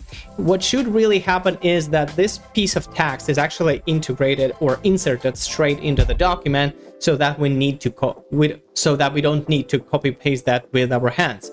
But for me, unfortunately, that doesn't work. I tried many times, and I think there's just a little bit buggy right now, but hopefully that's going to be solved soon. So if you want to use this text, you may need to just simply copy paste that. So if you want to start a new chat, you will need to go up here and you will need to create a new conversation. And let's imagine that I have created this document and I want to add sort of my credentials to this document. So I'm going to say, add information about my company, and I'm gonna name the company explicitly, and here in the brackets I'm gonna specify that search on the web. So add information, details about my company. So the thing is that this AI assistant or Copilot has actually access to the web. So instead of me going and adding this information manually, I can ask my Copilot to actually search the web and add this information for me. And let me just ask output in a table format. So now it actually went to the web and basically it found that my company is located right in here. That's the registration number and some other things. But now it has actually outputted the information straight in the table, which is pretty nice. So if I want to put sort of my credentials or my information about my company to this document, ideally I should just click insert button, but this unfortunately doesn't work. So what I need to do, I need to select this thing and put it right in here. Well, if I just copy paste it blindly, basically the formatting is a little bit weird, because now it's sort of all of them are in the blue color, no black color, and that's not consistent. That's not what I like. And that's why when you copy paste things now in Microsoft Word, you have a few things to use here. You have paste with Copilot. So one thing is you can merge formatting. The other thing, you can keep text only. And that's how you actually eliminate the table format, or you can actually keep source formatting. And this is probably what I actually want to use, because I want to have this cool formatting, because we have a table and it's pretty clear what we're talking about right in here. So for the document or my company details, I will probably get rid of this thing because I don't really need this part. So I can easily go and delete it, as I would simply do this with the regular table in Microsoft Word. And that's kind of a cooler part, that it sort of uses the inbuilt Word features that are so familiar to us on the everyday use. So another feature that we can use with the Copilot that not so many people know about, I actually would say very few people know about, is that you can generate podcasts of your documents straight in the Word document. So for example, we can go and hit generate an audio overview from this document. And basically what's going to happen now is it's going to create a podcast of two people talking hand by hand about the content of this document for me. We can download this and save it in our, mobile phone later so that we can listen when we drive home, or we can just listen it straight in here. Let's actually wait for it. So I think it took something like 30 seconds to generate the output, and let's actually take a listen. Hello and welcome to today's overview, where we're taking a deep dive into how artificial intelligence is reshaping the world of corporate finance. Whether you're intrigued by new technology, changing business landscapes, or just want to know how AI fits into your region's economy, this discussion is going to have something that hits home. Right. It's not every day we get to look across Latvia, the broader Baltic scene, all of Europe, and even the global picture in one go. But that's exactly what we're doing. Our main guide is the potential. That's how it works. I think that's a pretty cool feature. You can even move forward for like 15 seconds and increase the speed, or you can save it OneDrive and listen later. So it works similar to how Notebook.ll actually works, but it just built into Microsoft App, and not so many people know you can actually generate audio overviews of your files like it's been done in Notebook.ll for like a year or more now. Well, another thing we can use with Microsoft Copilot for Word, we can actually pre-select a specific text in the Word document that we need, and we can generate an image for it. So think about if you're working on a report, but you need to add a little bit of imagery so that it looks more attractive. So we can go and say, for example, we need to select this text, and we can go with generate an image for this text, and then we hit add selection button. So basically add selection button is something we selected here, so you don't need to copy paste it right in here. And now based on this text that is right in here, it will generate an image for me. So let's wait for that. All right, after like 20 to 30 seconds, we got something like this. So now let's actually hit here and let's click insert. Now we can insert this image. So again, this image is AI generated image, as you can probably see. So there are no copyright issues with using this image. But again, the quality may be not so bad, but I mean, if you start looking at the details, that might not be perfect, but sometimes that's just enough what we need to kind of make it a little bit more attractive. So yes, and now actually the insert button actually works as it was supposed to work. You can insert the image straight into your document. And of course, the last thing is you may use all these features, or you may just go here and click on this icon and ask it to generate whatever text you actually wish. Just describe as a usual prompt what you want, or you can go here, open a new chat, and basically again reference any other documents that you have, or just talk to your AI, ask for whatever questions you want about this document or in general, and it will generate the respective text that you want, as with the usual in other apps or ChatGPT or etc. So you can use it as the general purpose AI model, or use this as an LLM with additional context that is within this document. So my goal for today was to show you what are some context features that you can use and make a Copilot a little bit more useful for your business on the one hand, and on the other hand, that how you can use additional features that are pre-built already for you. Like for example, you can visualize stuff as a table, generate audio overviews, and generate content from any documents that you have in your Microsoft 365 account. So once you have it, basically this is how your entry window is going to look like. You can create a blank presentation, but now we have an option to create with Copilot. So once we click that, basically what it allows us to do is create a presentation about, and you can pretty much reference any document in your Microsoft workspace. For example, I can hit reference files, and I can find a specific file that I want to use from what I want to create a presentation. So let's imagine I have a report on AI in corporate finance market analysis. If I'm going to take a look how it actually looks This is basically the file. It's a longer thread which consists of 8 pages and almost 3,000 words with different data in it. So now, for example, I want to create a presentation from that particular file. So when I go back, I create this link to a particular file. And here I can also select a specific design that I want to use. If you use more Microsoft Workspace for your organization, here you will probably have your corporate design. But if you don't have, you can use pre-created designs like I do here. For example, we've got this citation design that I like in particular. So I'm going to use this design and we'll create presentation based on this file. So let's hit enter and wait for the presentation to be created. What we actually see here, it assumes itself how many slides it needs to create, what kind of content it's going to generate on the slides. So if we don't like a particular thing, what we can do is we can either delete a slide or add an additional slide or add a topic. So now it estimated that based on the content that we have in the Microsoft Word, it will need to generate 32 slides. Maximum 40 slides that can be generated. So I'm just going to go and generate the slides and see what we have. So this may take a while and we will be back once it finishes the slide deck. Alright, so the process has been finished. Let's actually take a look what we have. So I'm gonna just go and show you what presentation it has created and you're gonna judge yourself whether you like it or not. So let me hit swap presenters view and that's the title slide and generate highlights. Also, I want to keep your attention that I didn't in particular ask about any animations.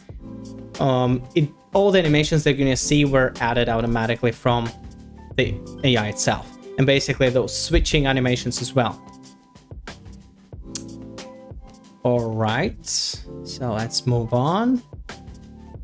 By the way, all the images that you see there, those are either AI generated or stock images, so don't be worried about the copyright issues with the images.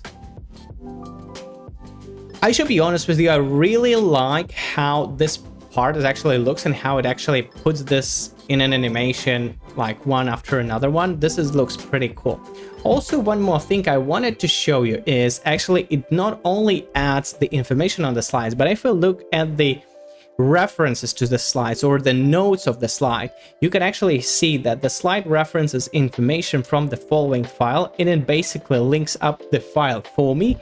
Major financial institutions of Indian companies in Navia, overview, registered companies, sector diversity. So what I want to say, it automatically adds also some notes from you. On one hand, where this information is taken from, but it doesn't show a specific place, it just shows the specific file.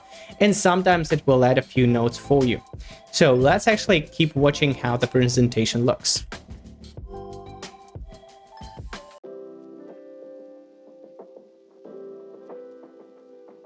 That's interesting. I like a little bit of different design. That's pretty nice. Risk management.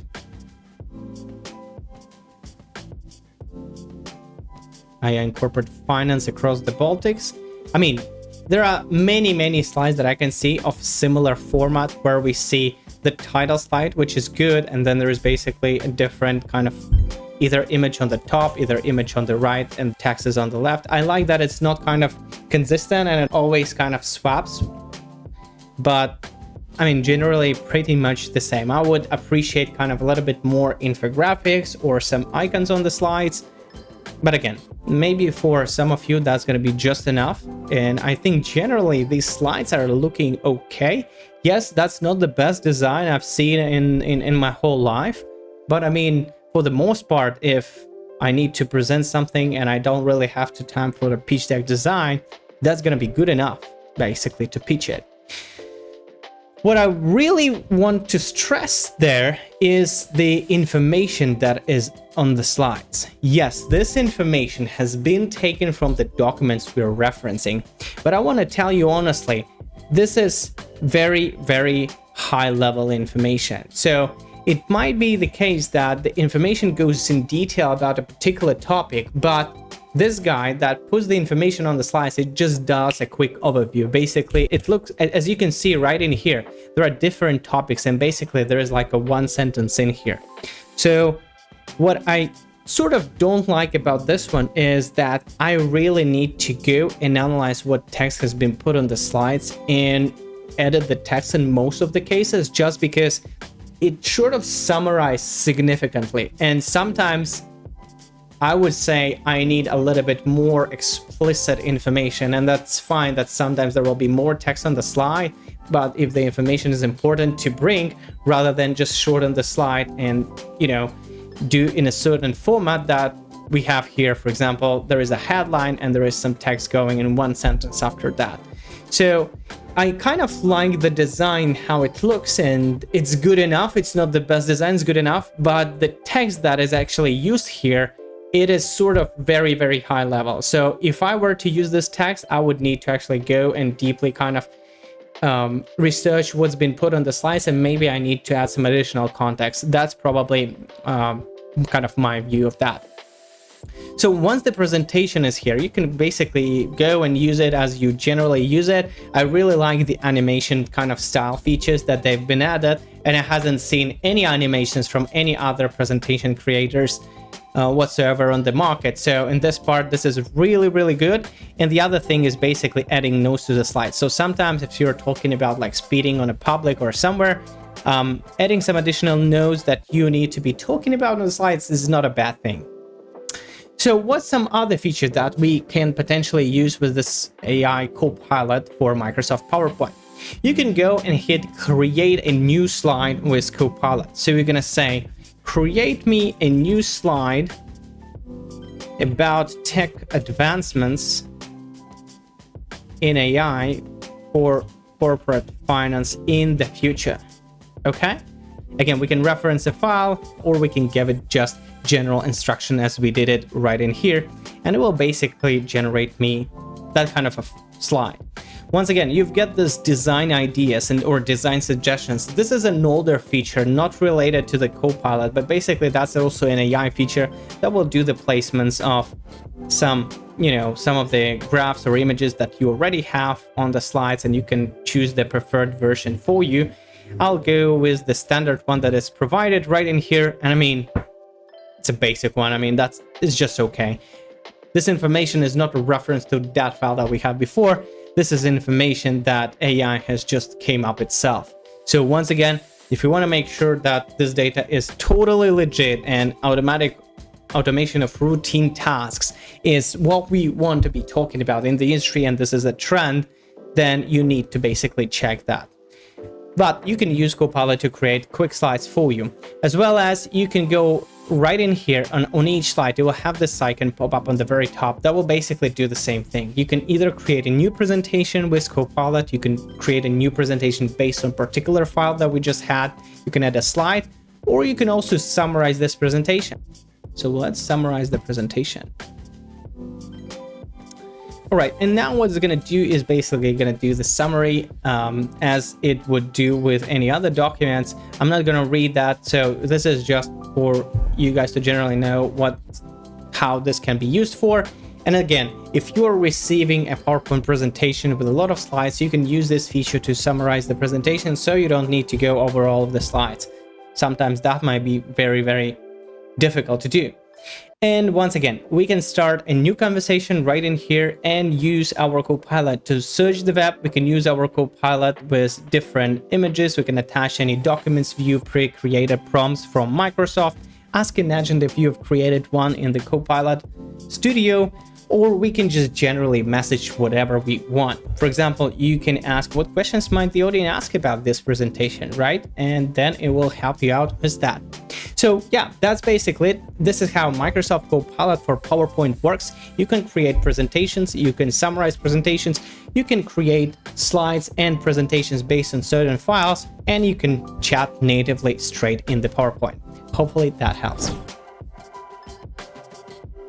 So in order to use Microsoft 365 Copilot for Microsoft apps, there are actually two options. First, you can be on the personal account. So if you go to copilot.ai, automatically you will be redirected to private Microsoft account. And here you can use chat as the regular chat with an LLM. You can ask whatever other questions you have. How are you doing? without even logging in, because I'm not logged in, so that I don't have any license and that's not needed. So here, feeling delightfully today, that's pretty nice. You can pre-select different response times. You can ask it to think a little bit deeper. You can also reference different documents and upload documents that you have. And basically that's it. You can also speak up right in here. Also, the other cool feature that is on the personal account, not on the business account, that I'm gonna focus more about a little bit later, is the labs feature that unfortunately is not so much allowed in Europe and other areas. But you can go and visit and look what are the other options that are provided or Microsoft is actually working on right now. So there is Copilot Actions, Copilot Vision, Appearance and stuff. So these things, I assume they will be released quite soon in Europe, and they are already available in some other countries. Unfortunately, they're not available here in Europe where I'm based, but also those are not some professional features that we're going to focus on right now.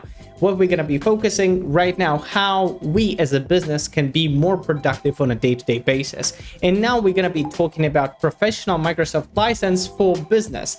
And in order to have Copilot for business, we need to buy Microsoft 365 Copilot. If we go copilot.ai and we click sign in, there will be an option to actually sign in with your corporate account. And once you sign in with your corporate account, you will be automatically redirected to this kind of chat window. You can also go and download the app for Windows, and it's gonna look like this, and it's pretty much the same interface. I would say it's just one-to-one the same interface. There are no real difference whatsoever between web application for Copilot or desktop application for Copilot. So whichever you prefer, you may use. So let's discuss a little bit about the interface. So here on the left-hand side, you can see different options. You can see agents, you can see conversations, you can see pages that we can talk about a little bit later. There are notebooks, create apps, and admin. So now currently we're going to be focusing on chat, but we're going to go through all of these just in a second. Here you will see an option to switch between work and web versions. So what is the main difference between work and web version? So work version is actually working within your Microsoft OneDrive account and Microsoft SharePoint. Basically, you will be able here to, by pressing / button, you will be able to reference any documents. If I go to the web version and if I click on the / button, I don't see any documents appearing in my OneDrive or SharePoint. So web version is just, a general version that is sort of available to everyone and doesn't have any your company context in it. So the work version will basically see all the OneDrive and SharePoint files and will take them in the context. Okay. Here we can see an option to start a new chat, and there are a couple of settings that we can talk about now. So there is a web search toggle that we want to turn on so that whenever we need AI to actually search the web, it will do so. Then we can go to the schedule prompt. We don't have any schedule prompts, but basically the idea is similar to what ChatGPT already have. You can schedule several tasks. For example, send me AI summary every day at 9 a.m. to my inbox or whatever. So every day you will be notified with a specific task that you have provided. And you also have settings. And once we click settings, there is again a very similar option that is provided in the ChatGPT account as well. It's basically providing custom instructions. And here you can provide additional context, what are your interests, how you want AI to respond, what do you want it not to say in particular. So this all goes here, and this will be kind of part of the system prompt if you think so.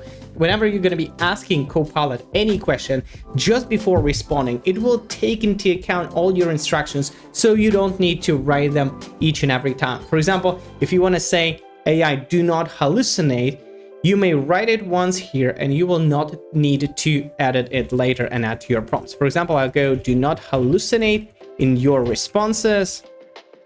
If you're not sure about the answer, ask additional questions for the context, or say, I don't know.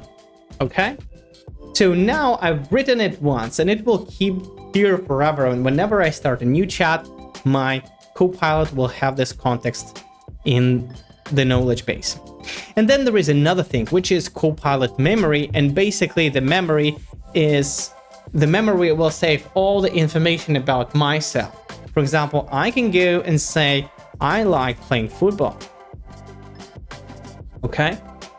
What's going to happen now, Copilot will understand that this is information about myself, so it will try to memorize this information. And now we can see memory updated. Basically, it went here and we can go to manage memories.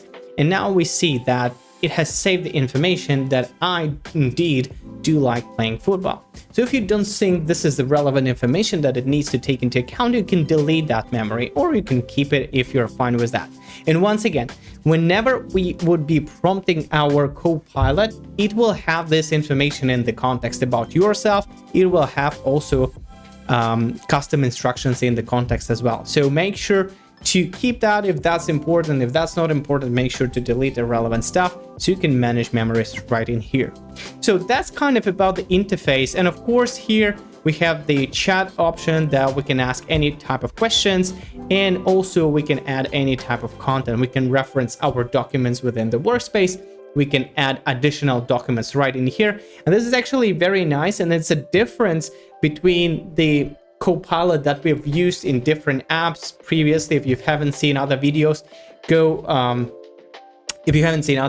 Copilot for Word, Excel, Outlook, or any other app, go and check them out on my channel. But the main difference is that when we were using Copilot there, we were not able to upload any other documents rather the ones that are within the workspace. So here now we can upload the documents from the device, or we can attach cloud files that are not actually on our device. So that's kind of another option here if you're using chat instead of Copilot within apps. And again, we can also chat with an agent that I'm going to talk about a little bit later. The last thing, we can also dictate things and basically speak them up loudly with our words instead of writing, which kind of a nice quality of life feature that allows you to do some stuff a little bit faster than. So if I want to quickly test the chat will actually have access to our OneDrive and SharePoint. So we can ask, give me a summary of what information we have about the client Sol Conto, for example. That's one of the clients I have, and I'm sorry for my typos. That wasn't on purpose. There are a lot of typos all in here. So now what I'm asking it to go actually to my SharePoint and OneDrive and search for all the information it has about a particular client. So it says based on 278 relevant files and one meeting found. Okay, that's kind of a lot of information. So here, client identity and contact, I will hide this information, unfortunately, because that's the confidential information. And then it has the information on services provided. Again, I'm sorry for this, but it's a confidential information that I can't provide, but there are some services that we were offering them. And if we go down, there was a meeting engagement in internal documentation. So just because it has access to all my SharePoint, I can easily work with all my documents. I don't need to switch and search what we're left off with the client. I can basically get everything right in here in a short and nice summary. That's pretty cool, isn't it? But that's not all. Let's actually go, and that's the chat that you can use, you can upload different documents, etc. But the other cool feature is now that we can use different agents. So if I go, for example, to a researcher agent, I can ask it to analyze what are the key benefits of Microsoft 365 Copilot for Microsoft apps. And it will go and make a deep analysis of what are the key benefits for Microsoft apps. I should say this feature, again, is very, very similar to what we have with deep research in ChatGPT or Perplexity or Gemini or Grok or any other features that most of the leading LLM models right now already have this kind of deep research feature inbuilt. So that works pretty much the same. It asks for additional questions. I will go assume answers yourself because I'm not really interested in the context right now. And then what's going to happen is going to do a deeper analysis. That will take it from 5 to 30 minutes to do the analysis, beginning research, and then it will output me a longer document with its finding of the internet and some other documents that it used in its context. So now this will take some time to do, and so that we're not actually wasting time on it to work on this, because now here we can expand and actually explore what things it's actually doing. I'm gonna go to the previous chats I've used before to do the same analysis on the same topic to show you what would be the outcome. So as you can see here, I moved to researcher, key benefits for Microsoft 365 for executives. So that's what I asked. That's what were the additional questions. Here I provided additional context, and it's done, it's worked. So first of all, it's actually aborted. And the bad thing about this part is whenever you leave the chat, so for example, if you're started the analysis, but then you switched somewhere else, the chat apparently abandons. So you will need to come back and say continue, so it will start doing the research over again. So whenever you launch a research or an agent work, make sure you stay within the chat, otherwise it drops it for whatever reason, and that's weird and not very convenient. Unfortunately, that's the way it works right now. So here it actually provided me with the report like this. So here you can see it's a bigger one, so I'm not going to read this one right now, but it's kind of analyzed few sources. If we can see how many sources actually analyzed. So let me actually see, so we can download this as a picture. I'm sorry, not this one. Yeah, unfortunately here we don't see how many sources it actually analyzed. At least at the end, I see that there were something like 20 sources or something. At the end, as we see citations, there's just 6 citations. I'm not sure how many sources it actually analyzed, but kind of it's a larger report that we can use. Also, once we have this report, we can click on edit in Pages. Pages is basically canvas for ChatGPT. This allows us to edit the text straight in the chat to get the output we really want. For example, if I go there and I see that I don't like in particular this part, I can go and erase this part so we don't have it at all. For example, this part is a little bit too long. I can go here, for example, and I can change the way this information looks. I can change italic, bold, different headings. I can move blocks between themselves. So think about this working with your text the way you want to work, so that, you know, it's easily done within a certain workspace, and then you can export this document into a Word file, and that's going to be a ready document. So you don't need to work over on it within the workspace. You can actually do this all in the Pages. So that's what the Pages are for. Okay, so if we go back to our agents, so one of the agents is the researcher, and they will do kind of a deep research on a certain topic for you. It will be browsing web. But also we have analyst. An analyst is another agent that will do the advanced analysis for you. For example, let's actually add a certain file. We've got the file called sales data. If we take a quick look, the file looks the following. We've got the order date, we've got the region, category, subcategory, sales amount, costs, and profit. So I may go and ask it, can you make a quick analysis of this data and depict your findings graphically? Okay, so analysts will be mostly using Python libraries in order to analyze the data, specifically in Excel, because this data can be quite broad and there might be a lot of data actually in it. In my case, there is not so much data, it's just 200 rows, but that's just enough to show you how it actually works. And once again, here I'm using this Copilot for web version. You can use also this in app. Basically, all the chats will be saved right in here in both of them because you are using the same account. So it just really doesn't matter whichever chat you're using. So here we can see how it actually reasons through the steps to do the analysis for you. Opens the file, reads codes, analyzes plans, explores, again, codes, etc. So doesn't show many details, unfortunately, what it is doing, because if we are on a ChatGPT account, for example, it always show you the code itself so that we can follow. But now here we can actually see, here's a comprehensive visual analysis of your sales data, and we're waiting for the graphs to appear. Here you go. So we got, here's the multi-plot figure, total sales by region, total sales by category, subcategory, monthly sales trend, profit margin, blah, blah, blah.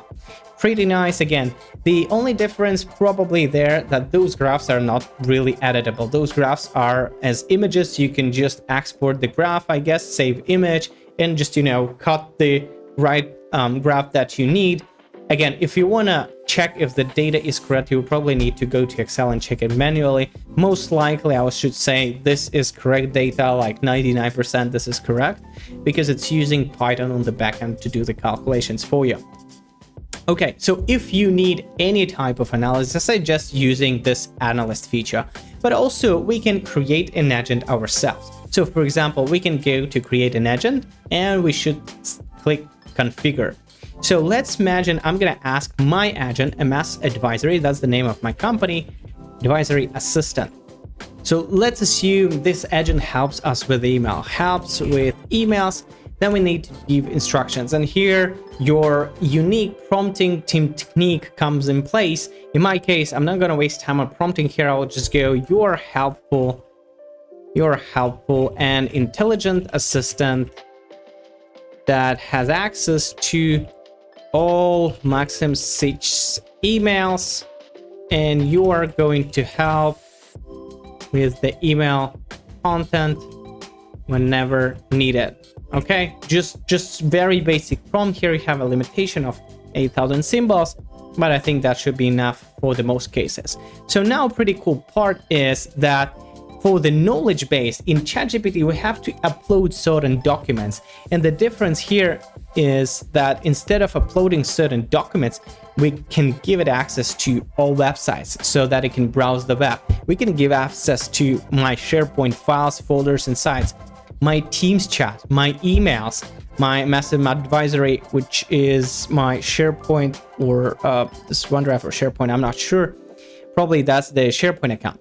Okay, so I can give access to a specific files, or I can give access to, for example, my emails. In case this guy is going to help with emails, so let's set it to my emails. Once again, we can click code interpreter or image generator. In my case, I just don't need it, so I'll just click create.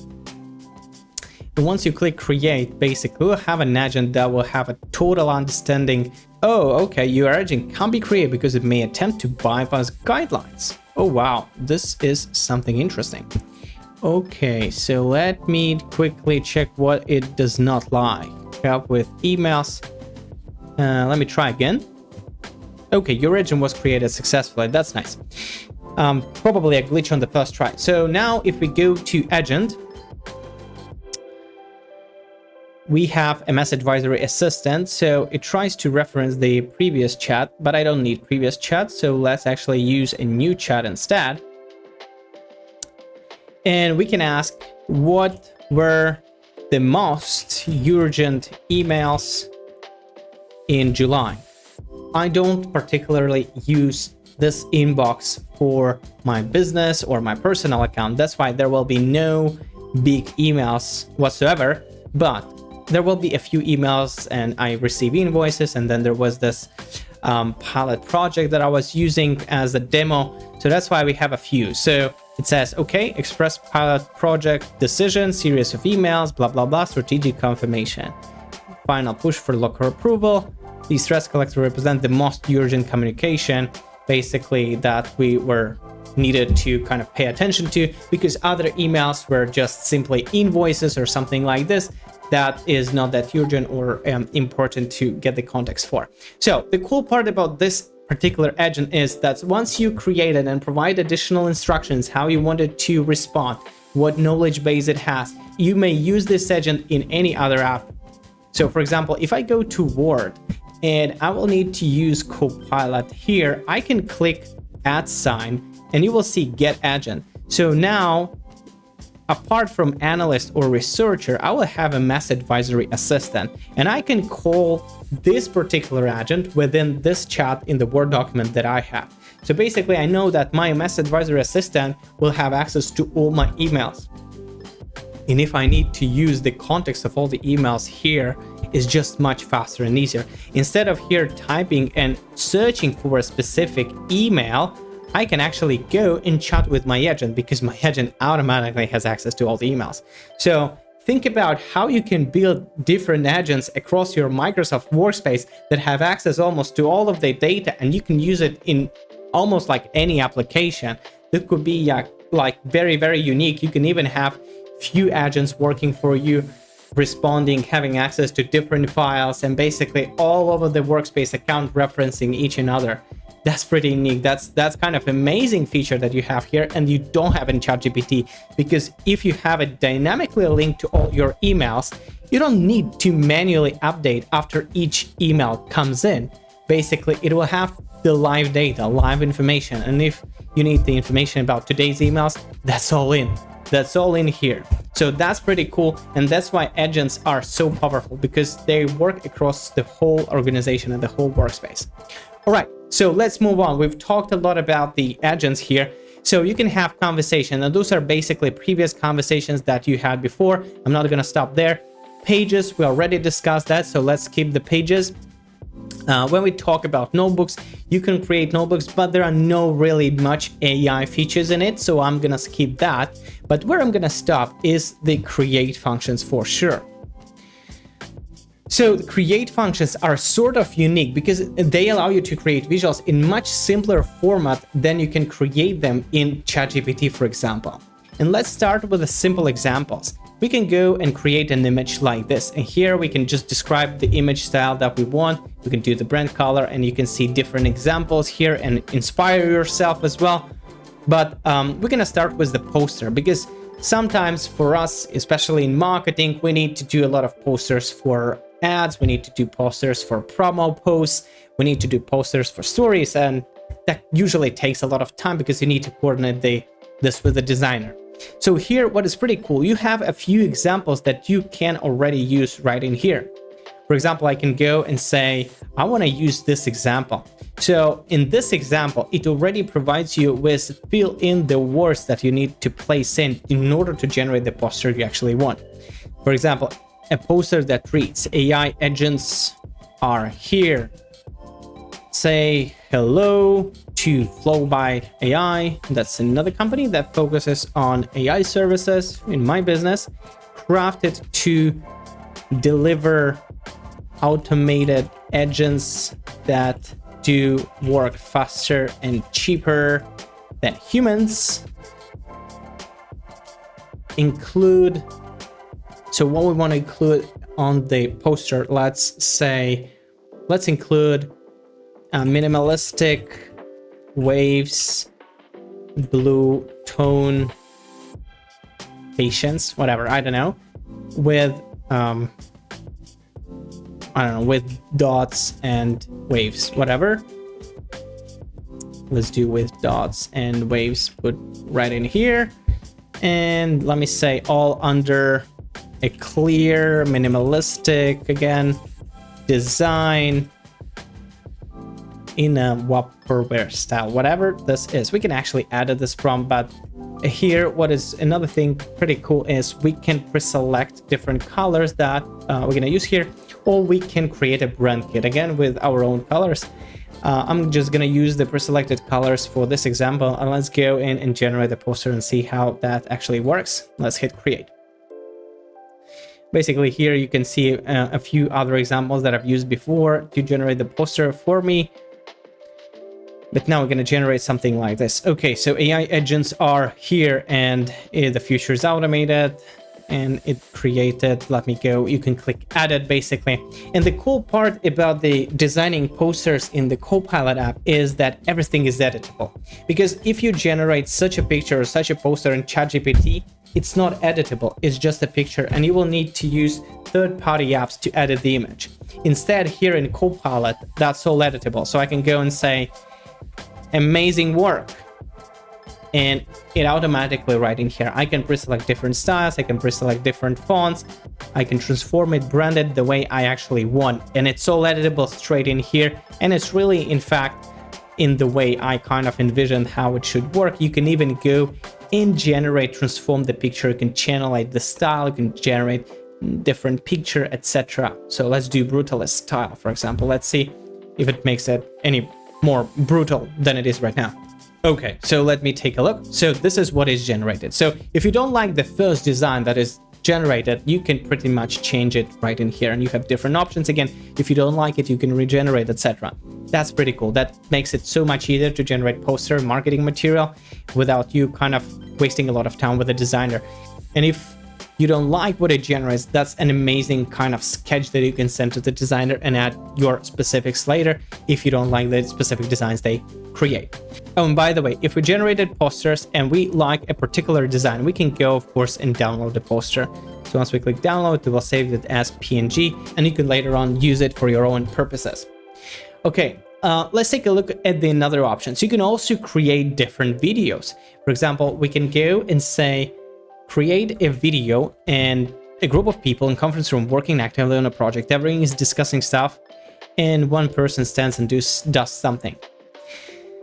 So the difference between video creation here is that it does not generate new video per se. What it does is actually collecting different B-roll from the internet and combines this all into one video, because it takes just 15 seconds for a video of 49 minutes. So let's actually take a look how that works. Energy fills the conference room as a passionate team dives into their latest project, bringing ideas and creativity to the table. Every voice counts as the team buzzes with conversation, sharing suggestions and challenging each other to think bigger and bolder. At the front, right, as you may see, of course, this is not AI generated footage. So basically, this is the B-roll combined together. It even added some text on the slides, which is nice, and even added the audio kind of overlay with main ideas appearing, which is nice. Again, you can edit the stuff, you can select the style and tone, you can select the voice, you can select the music, again, and save different versions. So kind of, if you need a short B-roll video for your presentations, that kind of be quickly created right in here. I'm literally spent on this like 15 seconds. So that's kind of amazing. Another thing, we can of course create a form right in here. I'm not sure if any of you guys use the form, Microsoft Forms, but this is for any service or feedbacks, etc. And if I give it a simple prompt like create a form with first name, last name, email, address, a feedback, instead of me going and manually creating each form, reselecting the answers, etc., I can just go and type it, tell it what I wanted to see, and basically that's done automatically for me. It's the first name, last name, email address, etc. So I can go click collect responses and send out the link. So I don't need manually go and type all that stuff and pre-select different options. That's done for me already right in here. That's pretty cool. Another thing is we can design a banner, right? So there are different banners that we may use for different purposes. And for example, I can go and say, I need to create a banner. So let me say create, let me go with this one. Let me go create a banner of Flowbyte benefits, AI agents, process automation, chatbots, company name Flowbyte, slogan, scale business with innovative solutions, blah, blah, blah. For the brand kit, again, I'm going to use these colors. And for the word, for the size of the banner, let's actually use Word document. Let's see what it comes up with. Okay, so we got a couple banners right in here. So we've got, I don't even know which one I like more, but it definitely did include all the information. Maybe it was just a little place, or maybe there was just a smaller place to include all that, because I prompted it to include process automation, chatbots, etc. It just included AI agents and automations basically in the prompt. But what is pretty cool, again, this banner again is editable. If I need this banner to change this image, again, I can go and say, let's change the style. Let's create something. We've used brutal hyper render, something like this, and it will regenerate the image right in here. It will keep the text the same. We can adjust the font, we can adjust the size, and we can even move it whenever we want it to move. So that's pretty nice, and it's all doable automatically here in the kind of in this Copilot application, instead of me just going and manually dragging and dropping this in Canva or asking a designer to do this for me. Then another cool thing is you can work with images, and I'm not going to go in too much detail on this one. You can change the colors, you can remove backgrounds, and there are plenty of applications that do this on the market. But instead of you going and using different third-party apps, you can all do this in Copilot, which is pretty amazing. And so many people don't know about this. So I do suggest start using these features, because this is amazing. This is what you would be paying for in other apps, and you have all of them inbuilt here. For example, I'm paying for Canva, but just because my designer actually works in Canva and kind of got used to it. But here you pretty much get to do most of the things that you can do in Canva. You can do erase objects, you can do even upscaling, moving different objects to different places, erasing, blurring background, creating stickers, and so on. So that's up to your imagination. But there are a few things I wanted to show you a little bit more. Well, so once you click more button, there are more things that appear here. So let me go through each of these. So brand kits. So you can create your own brand kit with your own colors right in here. So you go and just tell it what are your brand colors. So that whenever you're going to use different banners or different images, you can use your own brand kit with your colors. There are brand templates that you may use, and there are some other things. So let me go. The document presentation and workbook, we already covered creation of these in the different videos on Microsoft Copilot series for Microsoft apps. If you missed some of these, please go and watch these videos in the same playlist. I will put the link somewhere here. So it's all available, and I'm not gonna stop here. Same goes with the draft. If you want to create a draft from a certain document, that's gonna do the same in the chat, in a Word document, etc. But there are a few things that are really nice, and I want to show you. So one of them is infographic. We can go actually and describe the infographic. We can pre-select the infographic right in here. If I like the style of this one, I can go and just type in how I want it to look, or I can go and just basically describe it right in here. So let me go with I don't want to use this one, so I'm gonna go and say, hey, create a professional, visually engaging infographic titled boosting productivity with Microsoft 365 apps, blah blah blah. So let's use the brand colors. So now we have a little bit more color, so we're gonna use something like this, the infographic the infographic type. So I will select probably this one because it mostly looks to what I'm looking for, and the portrait size. So let's click create and see what kind of infographic we can get.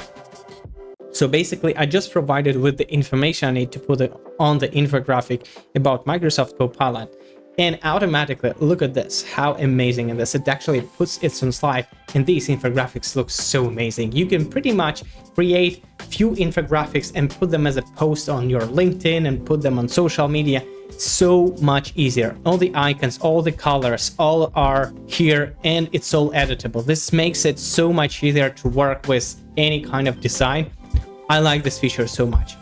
This is really amazing. It saves so much time, and it really looks really decent. I mean, it's usable. It's usable, and you can start working. You can post these things. This is so amazing. What is cool part, again, it's all editable, and you can even download it straight to your desktop. Again, you can pre-select different infographics, and again, if you don't like, you can create new ones. This is so amazing. I like this feature so much. And then the last thing I wanted to show you is basically the storyline.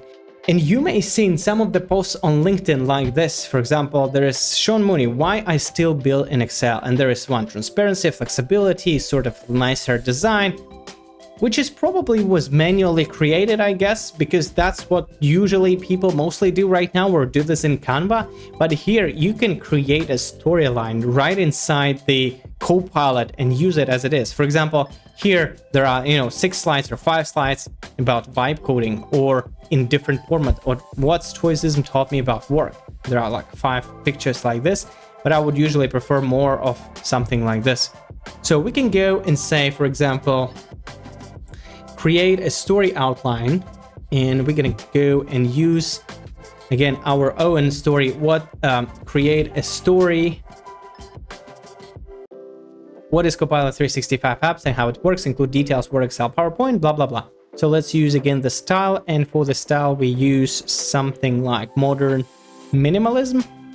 For the brand color, again, we're gonna use the same colors, and let's use this as a portrait, or for LinkedIn sometimes, square. Let's actually quickly check. This was the portrait format, so let's do the portrait format. So now instead of just one picture or one infographic, you can generate like 5 slides instantly. There will be less context on the slide, so that it's easier visible, and it also with a bigger font. Because when you create an infographic, there is usually a lot of information on a single page, right? Because we want to put all the information on a single infographic so that you can use for navigation or whatever other reasons. For the storyline, that's a bit different story. But of course, you can also generate like 5 infographics and create a storyline out of this one. So let's wait a couple seconds to see what's going to be our storyline here. And look at these stories. This looks amazing. So Copilot 365 apps. And let me actually zoom in. So that's the first slide, your AI productivity. So I can use what Copilot Apps is. AI is at the heart of Microsoft, brings intelligent assistant to work Excel, even generated text, generated nice infographic, Word, Excel, and PowerPoint. Copilot draft text, generate summaries, analyze data. It sort of generated the PowerPoint example, Excel example, probably Word example, which I really like. Copilot in Teams and the meeting summary, and boost your productivity. And the last slide. Of course, there are probably missing a slide on Copilot for whatever, like PowerPoint or something, and just included it here, didn't provide any specific detail. If I were to do this, I would probably do a separate slide for each app, for Word, for PowerPoint, for Excel, etc. But the fact that just from one prompt we can get workable solution that we can take and just post on LinkedIn, and that will be just, you know, a perfect visual. If you're hitting on the text content that would be the most value, and this is just supplementary images, then basically that works just fine. You would just put all the information in the text, and then this is a supplement. And just because this is going to be like a carousel on LinkedIn or Facebook or anywhere else, people will click through, and it's just easy, big text, images, you know, showing nice visuals. This will take like, you know, hours for the designer to make. And now we can do this pretty quickly with just a simple prompt. I think if we just play with it a little bit more, we can create like a story for each specific app if we prompt it more explicitly, and then basically use it for our social, for whatever other social media or anywhere else. So that's basically it. And I think Copilot app is actually one of the best things we can get besides Microsoft 365 apps. Yes, you can use it for Excel, you can use it for Word, for PowerPoint, but the things you can do here within one workspace, you create an agent and reference the agent between the whole Microsoft ecosystem, right? You can reference it within Word or Excel.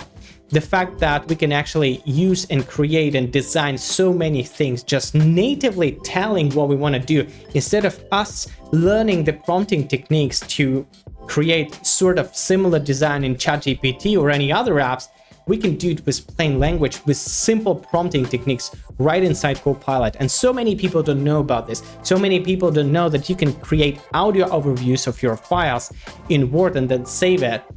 And, you know, now with even like creating presentations, that simplifies the stuff so much. You can do it pretty much from one prompt.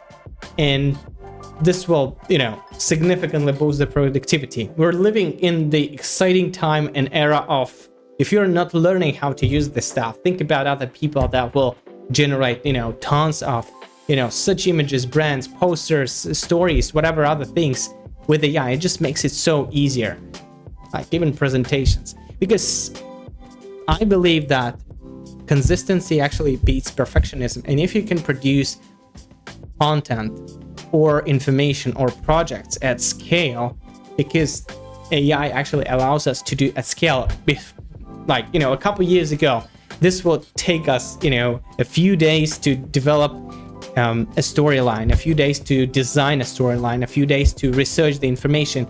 Now we are using research agent, analyst agent. We're creating our own agent. We have an agent to create the vibe for us, basically design a poster, design a storyline, an infographic, and it's all done within one day. With person that knows how to prompt AI, how to use the most advanced tools. I'm not even talking about like advanced coding techniques here. I'm talking about the basic stuff. You just need to know, hey, this is possible right now, and you can do this. And I hope you guys, after watching this, you understand that If you're using Microsoft Office, there are limitless possibilities how you can actually make things much faster within your existing ecosystem and workspace. And the last thing I wanted to show you guys, you can also use Copilot in Edge. So if some of you actually are using Edge browser, the difference between like Chrome or Firefox or any other is that Copilot actually sits on the top right corner right in here. And if we are on whatever other website, for example, the article from Wired, What's Inside the Tiny Miracle, I can go on this website and ask my Copilot, what is this article about? Summarize in 5 bullet points. And now I don't need actually to read the article. It might be the case that this article is actually under the paywall as well. But if I'm asking my AI, it will very nicely take this information and provide me with a summary what this is about with 5 bullet points, etc. You can also ask it to think deeper. You can also initiate a deep research feature, what is actually under the paywall, because on the free account, if you go copilot.ai on the free account, it doesn't allow to run deep research. But here, if you're using it on the Bing, that's actually possible. You can use it for free. So that's pretty nice. And once again, you can upload different files. You can even, for your response, use different tabs. If you have many tabs in your Edge account and you were switching between different sites and you need to take the content from the sites into account, you can reference it right in here. And last but not least, you can have Microsoft Copilot app. And if you go on your phone, you can download it here and you will have Microsoft Copilot. The functionality of the app is pretty much the same, so I will not even demo it because it just doesn't make sense. It has everything the same that you will have on your personal account in your copilot.ai, or you will have much more functionality if you're on a professional account. The functionality is the same, it's just the convenience way that you can have it on your phone, and whenever you go, you can always chat with your Copilot. And you've just seen Copilot working end-to-end in the Microsoft stack. Word turned rough inputs into draft, Excel surfaced insight, PowerPoint built a story, Outlook cleared the threads, and Teams captured action, and the Copilot app stitched it all together. The through line is simple: keep work where your data already lives. Use AI to compress the search and assemble, and measure the gains. First draft speed, meeting catch-up time, response quality. Those are the levers that turn early users 29% faster and make catching up nearly 4 times quicker. If you want to integrate AI into your business, I run AI automation agency Flow.ai that helps businesses get quick productivity gains with AI. Reach out to us at info.flow.ai and the link will be down in the description. If this guide helped you, like and subscribe, share it with your internal champions, and tell me which workflow you want automated next. Your next competitive edge is the one that you systemize today. Thank you for watching and see you in the next one.